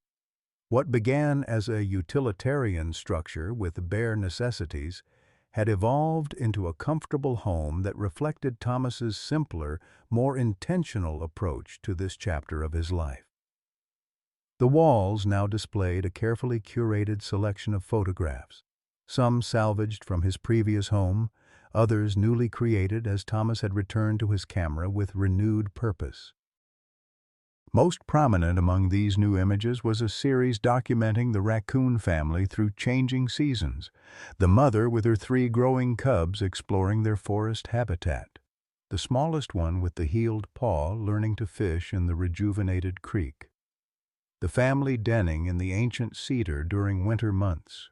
Each image captured with the patience and respect of someone who understood he was documenting not just wildlife, but specific individuals with whom he shared an extraordinary history.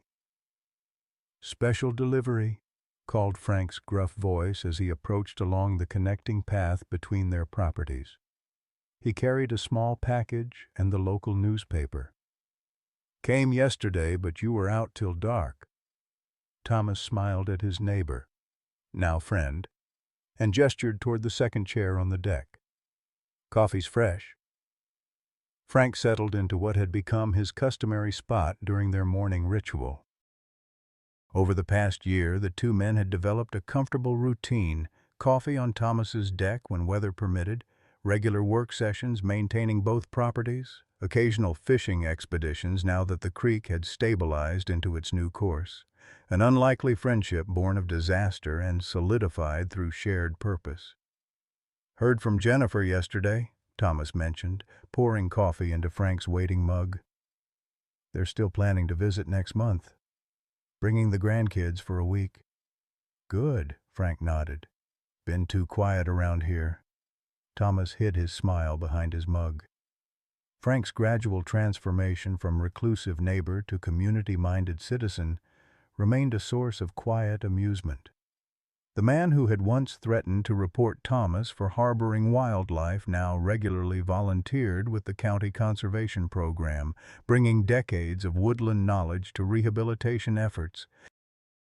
The package Frank had delivered bore the county seal, likely containing updated maps for the wildlife corridor project that had become Thomas's primary occupation.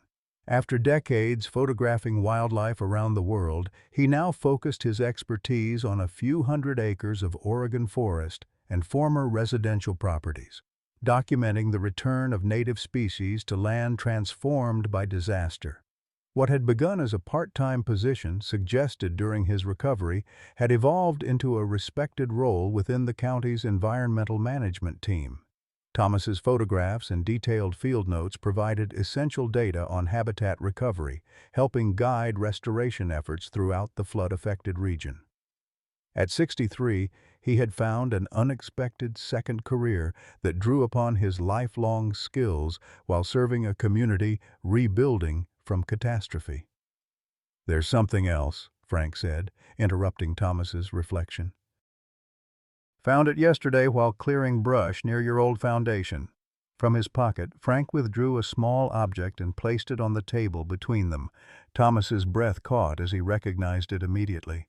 Sarah's wedding ring, still attached to the simple gold chain she had worn it on after arthritis had made finger-wearing uncomfortable. "I thought everything was gone," Thomas whispered, carefully lifting the necklace. The chain was tarnished and bent, but the ring itself, protected by its superior metal, remained intact, the small diamond still firmly set. "Must have been thrown clear when the house collapsed," Frank observed.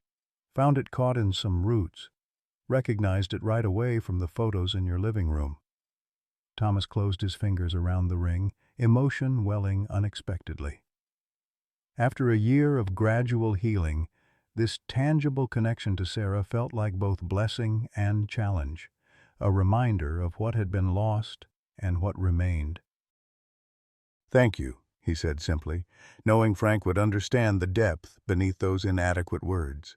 Frank nodded, respecting Thomas's emotion without drawing attention to it, one of the many reasons their friendship had flourished despite their different temperaments. They sat in companionable silence, watching a family of deer emerge cautiously from the tree line to drink from the creek. The landscape bore little resemblance to the manicured properties that had existed before the flood. What had once been carefully maintained yards had transformed into meadows, abundant with native grasses and wildflowers. The creek itself followed a slightly different course, its banks stabilized with indigenous plants rather than the concrete reinforcements of previous decades. Many former residents had chosen not to return, accepting county buyouts for their condemned properties rather than starting over elsewhere in the community. The resulting patchwork of abandoned home sites had created unexpected wildlife corridors connecting previously isolated forest fragments, an unintentional conservation victory emerging from disaster. "County meeting today?" Frank asked, breaking the silence. Thomas nodded. "Final approval for the observation platform. Should start construction next week if all goes well." The platform had been Thomas's proposal, a wildlife viewing station positioned to maximize sightings while minimizing disruption to animal movements. It would serve both research purposes and educational ones, allowing school groups to safely observe the recovering ecosystem. "Need any help with setup?" Frank offered, surprising Thomas. His neighbor rarely volunteered for public-facing activities, preferring solitary tasks that kept him away from community gatherings. "Actually, yes," Thomas replied. "They're asking for volunteers to lead small groups once it's operational. Your knowledge of local wildlife would be valuable." Frank grimaced slightly but didn't immediately refuse, another measure of how much he had changed in the past year. "I'll think about it," he said non-committally, which Thomas recognized as significant progress from his automatic rejection of such suggestions in the past. After Frank departed to begin his day's tasks, Thomas remained on the deck, Sarah's ring resting in his palm, as he contemplated how profoundly his life had changed since the night of the flood. Loss had carved deep channels through his existence, first Sarah's death, then his home and possessions, yet something new had flowed into those spaces. Not replacements for what had been taken, but different connections, different purposes that honored rather than erased his past. The metallic glint of the ring caught the morning sunlight, sending a small rainbow dancing across the deck railing. Thomas smiled at the unexpected beauty of the moment. Sarah would have appreciated that. She had always found joy in small, ephemeral wonders. With deliberate care, he placed the chain around his neck, tucking the ring beneath his shirt where it rested against his heart. Not hidden away as a relic of grief, but carried forward as part of who he had been and who he continued to become. The day unfolded with the comfortable rhythm Thomas had established in his new life. Morning documentation of wildlife activity around the creek. Midday meeting at the county offices to finalize plans for the observation platform. Afternoon photography session at the edge of what had once been his property, now officially designated as protected habitat. It was during this final activity, as golden afternoon light illuminated the lush spring growth, that Thomas spotted a familiar figure watching him from the underbrush. The mother raccoon, her coat slightly grayer than a year ago, but her movements still vigorous, observed his photography work from a cautious distance. Her cubs, nearly grown now, were likely exploring independently as they approached maturity. "Hello, old friend," Thomas said softly, lowering his camera. "Checking up on me?" The raccoon tilted her head slightly, her intelligent eyes studying him with what Thomas had come to recognize as recognition beyond mere animal wariness. She had maintained this extraordinary awareness of him throughout the year, occasionally appearing during his documentation work as if monitoring his activities in her territory. Slowly, respecting her wild nature despite their unusual history, Thomas reached into his pocket for the apple slices he had begun carrying specifically for these encounters. He placed one on a nearby stump and stepped back, allowing her space to approach or retreat as she chose. After a moment's consideration, the raccoon moved forward with deliberate steps, took the offering, and retreated to a comfortable distance to eat. It was a dance they had performed dozens of times over the past year, neither fully wild nor truly tame, but something unique that existed in the borderlands between their separate worlds. As Thomas watched her eat, he reflected on how this unlikely connection had altered his understanding of relationships between species. His decades photographing wildlife had always been conducted with professional distance, observation without interference, documentation without connection. The flood had washed away that boundary along with so many others, revealing possibilities for mutual recognition that transcended conventional understanding. The raccoon finished her snack and disappeared into the underbrush with typical efficiency, leaving Thomas to continue his work. He knew from experience that she might return later or might not, her movements determined by her own priorities rather than human expectations. That independence, that essential wildness maintained despite their connection, was what he most respected about her. By late afternoon, Thomas had completed his documentation tasks and begun the walk back to his cottage. The path took him past the ruins of his former home, now transformed into something between memorial and habitat. County regulations had required removal of the foundation for safety reasons, but Thomas had received permission to create a small, commemorative garden on the site. Native plants now grew where his living room had once been, attracting butterflies and hummingbirds. A simple bench offered a place for reflection. A weather-resistant frame displayed a photograph of the house as it had once stood, not with mournful emphasis, but as acknowledgement of transformation. What had been destroyed had not been erased from memory, merely incorporated into a new reality. Thomas often ended his day with a few minutes on this bench, a ritual that had evolved from painful remembrance to peaceful integration. Today, with Sarah's ring resting against his chest, the moment held particular significance. "The raccoons are doing well," he said aloud, a habit that had initially felt self-conscious but now seemed natural in this space. All three cubs survived their first year. The little one with the injured paw has adapted perfectly. You'd hardly notice any difference in how he uses it now. Speaking to Sarah in this way had become part of his healing process, encouraged by Dr. Abernathy during his continued therapy sessions. Not from belief that Sarah could hear him, but as recognition that relationships continue to evolve even after death, shaped by memory and continuing love. "Jennifer and the family are coming next month," he continued. "Frank's actually considering joining us for dinner this time. I think you'd be amused by how much he's changed, almost friendly these days, in his own gruff way." A blue jay landed on a nearby branch, watching him with bright, curious eyes. Nature had a way of providing audience for these one-sided conversations, offering the comfort of being heard without expectation of response. "Frank found your ring today," Thomas added, his voice softening as he touched the chain beneath his shirt. "After all this time, it came back to me. Like so many things I thought were lost forever." The evening light had begun to fade by the time Thomas walked the final stretch to his cottage. As he approached, he noticed an unexpected vehicle in the small gravel parking area, Jennifer's rental car. His daughter stood on the deck, waving as she spotted him on the path. "Surprise!" she called. "We came early." Thomas quickened his pace, genuine joy warming him at this unexpected visit. Behind Jennifer, her husband David appeared with their two children, Emma, now 10, and Michael, 7. The sight of his family gathered at his new home sparked a profound gratitude that momentarily overwhelmed him.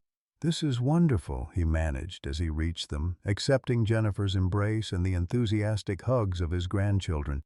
"Why didn't you tell me you were coming early?" "It was a last-minute decision," Jennifer explained. "The kids' school ended the semester earlier than expected, so we thought, why wait?"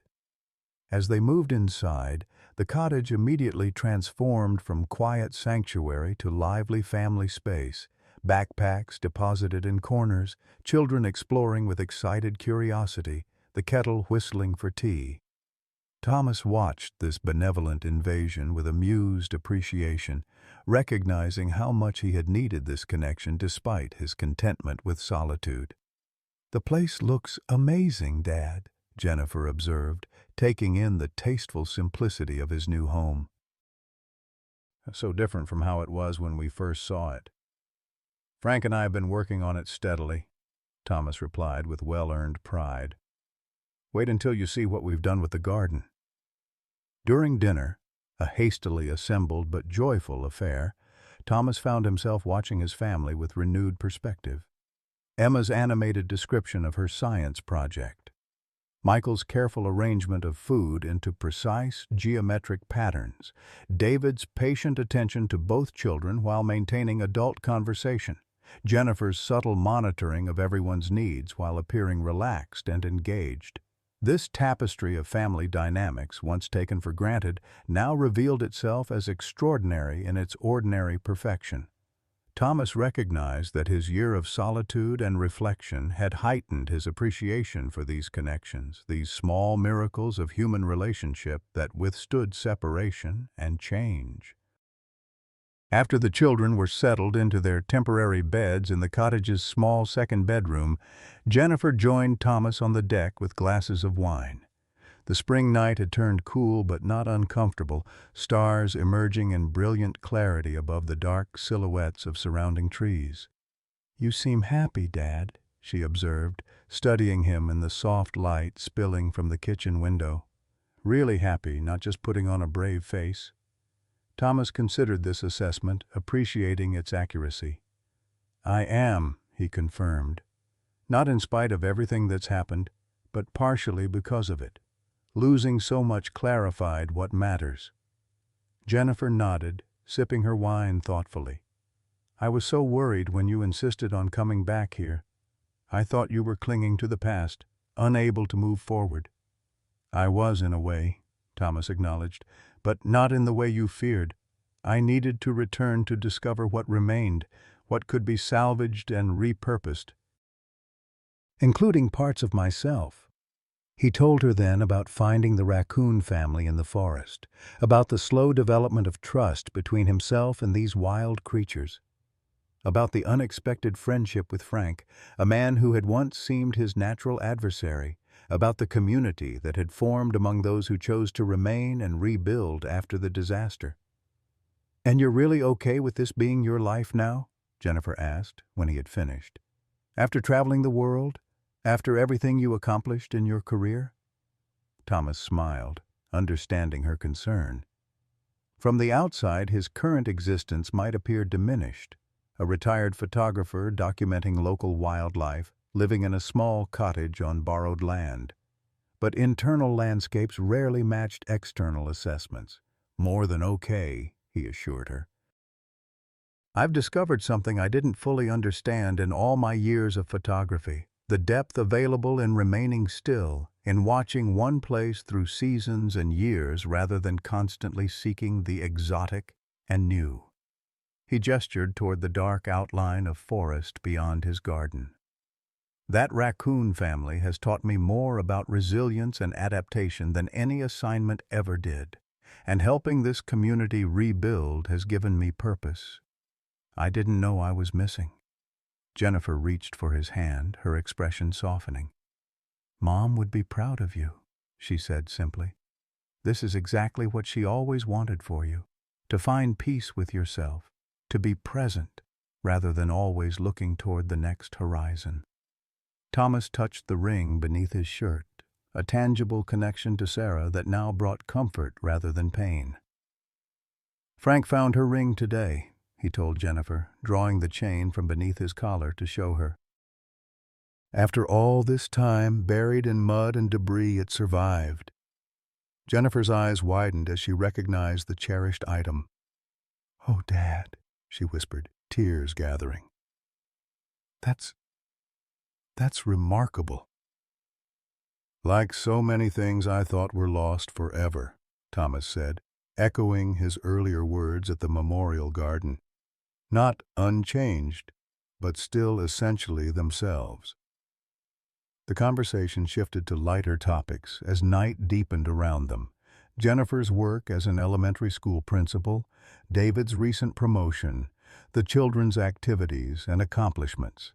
Thomas absorbed these details eagerly, connecting himself to the ongoing story of his family's life despite the geographical distance that separated them most of the year. Later, after Jennifer had gone to bed, Thomas remained on the deck alone, contemplating the day's gifts. Sarah's ring returned, his family's unexpected arrival, the continuing presence of the Raccoon family in the rejuvenated forest. Separate threads that wove together into a tapestry of connection, of continuity, despite profound change. Morning arrived with the excited voices of his grandchildren discovering the wonders of their grandfather's new environment. Thomas found them at the edge of his garden, crouched in fascination before something he couldn't immediately identify. "Grandpa," Emma called when she spotted him, "come see, there are baby raccoons." Thomas approached cautiously, scarcely daring to hope. There, in the early sunlight, the mother raccoon he had come to know so well sat calmly watching his grandchildren from a respectful distance. Beside her, 3 tiny kits, a new generation, explored their surroundings with wobbling steps and curious paws. "Don't get too close," Thomas cautioned the children as he joined them. "They're wild animals, not pets." "But they're not running away," Michael observed with a child's direct perception. "They're watching us." "This mother raccoon is special," Thomas explained, his voice soft with wonder at this unexpected gift. "I helped her once during the flood. She remembers." The mother raccoon met his gaze across the short distance, her intelligent eyes reflecting recognition that transcended species. She had brought her new family to his garden deliberately, Thomas realized, an act of trust so profound it momentarily stole his breath. "Is that the same raccoon from your pictures?" Emma asked, making the connection with the photographs displayed inside the cottage. "Yes," Thomas confirmed, "the very same. And those are her new babies." As they watched in reverent silence, the raccoon mother guided her kits in exploration of the garden's edge, teaching them which plants concealed insects, which berries were safe to eat, which human scents indicated safety rather than threat. A masterclass in survival, adapted to an environment transformed by disaster and renewal. Jennifer emerged from the cottage, camera in hand. Thomas's old professional one that he had given her years ago but she rarely used. Without a word, she began photographing the scene, her children watching in wonder, Thomas's face illuminated with quiet joy, the raccoon family going about their morning activities with cautious acceptance of human observers. "Some things survive," Thomas murmured, more to himself than to the others. "Some connections endure, even through the worst storms."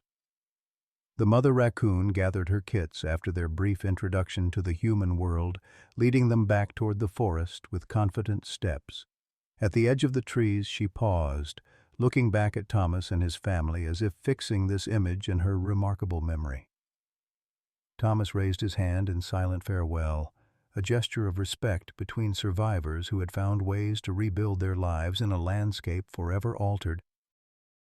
Not despite the flood that had nearly claimed them both, but partially because of it. The disaster that had destroyed so much had also cleared space for new connections, new understanding, new appreciation for the resilience of all living things.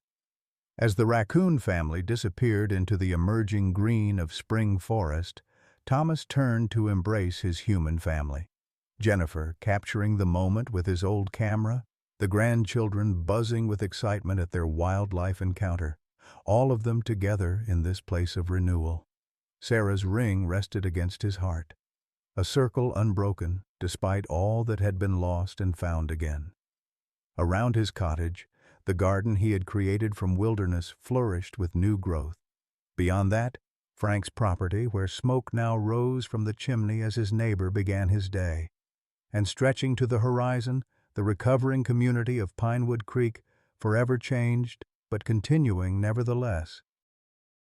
Thomas Richardson, once isolated in grief, and now connected through an expanding web of relationships both human and wild, stood at the center of these concentric circles of belonging. The flood had taken his home, but returned him to himself, a self both familiar and transformed, like the landscape around him, like the Raccoon family that had found their way back against impossible odds, like the love that remained after devastating loss. Some storms, he had learned, don't end with destruction. Some end with light breaking through clouds, illuminating a world washed clean and ready for new beginnings. Life can take from us what we cherish most: homes, possessions, loved ones. Yet in these moments of profound loss, we often discover our greatest capacity for renewal. Thomas Richardson's journey from grief-stricken widower to finding purpose through an unlikely connection with a Raccoon family reminds us that healing doesn't mean forgetting, but rather building something new that honors what came before. For many of us in our golden years, we've weathered our own floods: retirement, loss of partners, health challenges. But like Thomas, we can discover that what remains after the waters recede may be the most authentic version of ourselves. His story teaches us that sometimes the most meaningful connections come when we're broken open, when we allow ourselves to care deeply again, even at the risk of further loss. The Raccoon mother returning with her new generation represents hope that transcends all boundaries, that life continues, adapts, and flourishes in new forms. Have you experienced an unexpected connection that helped heal your heart after loss? Or, like Frank, have you found friendship in unlikely places after closing yourself off? Share your story of renewal in the comments below. Your experience might be exactly what someone else needs to hear today.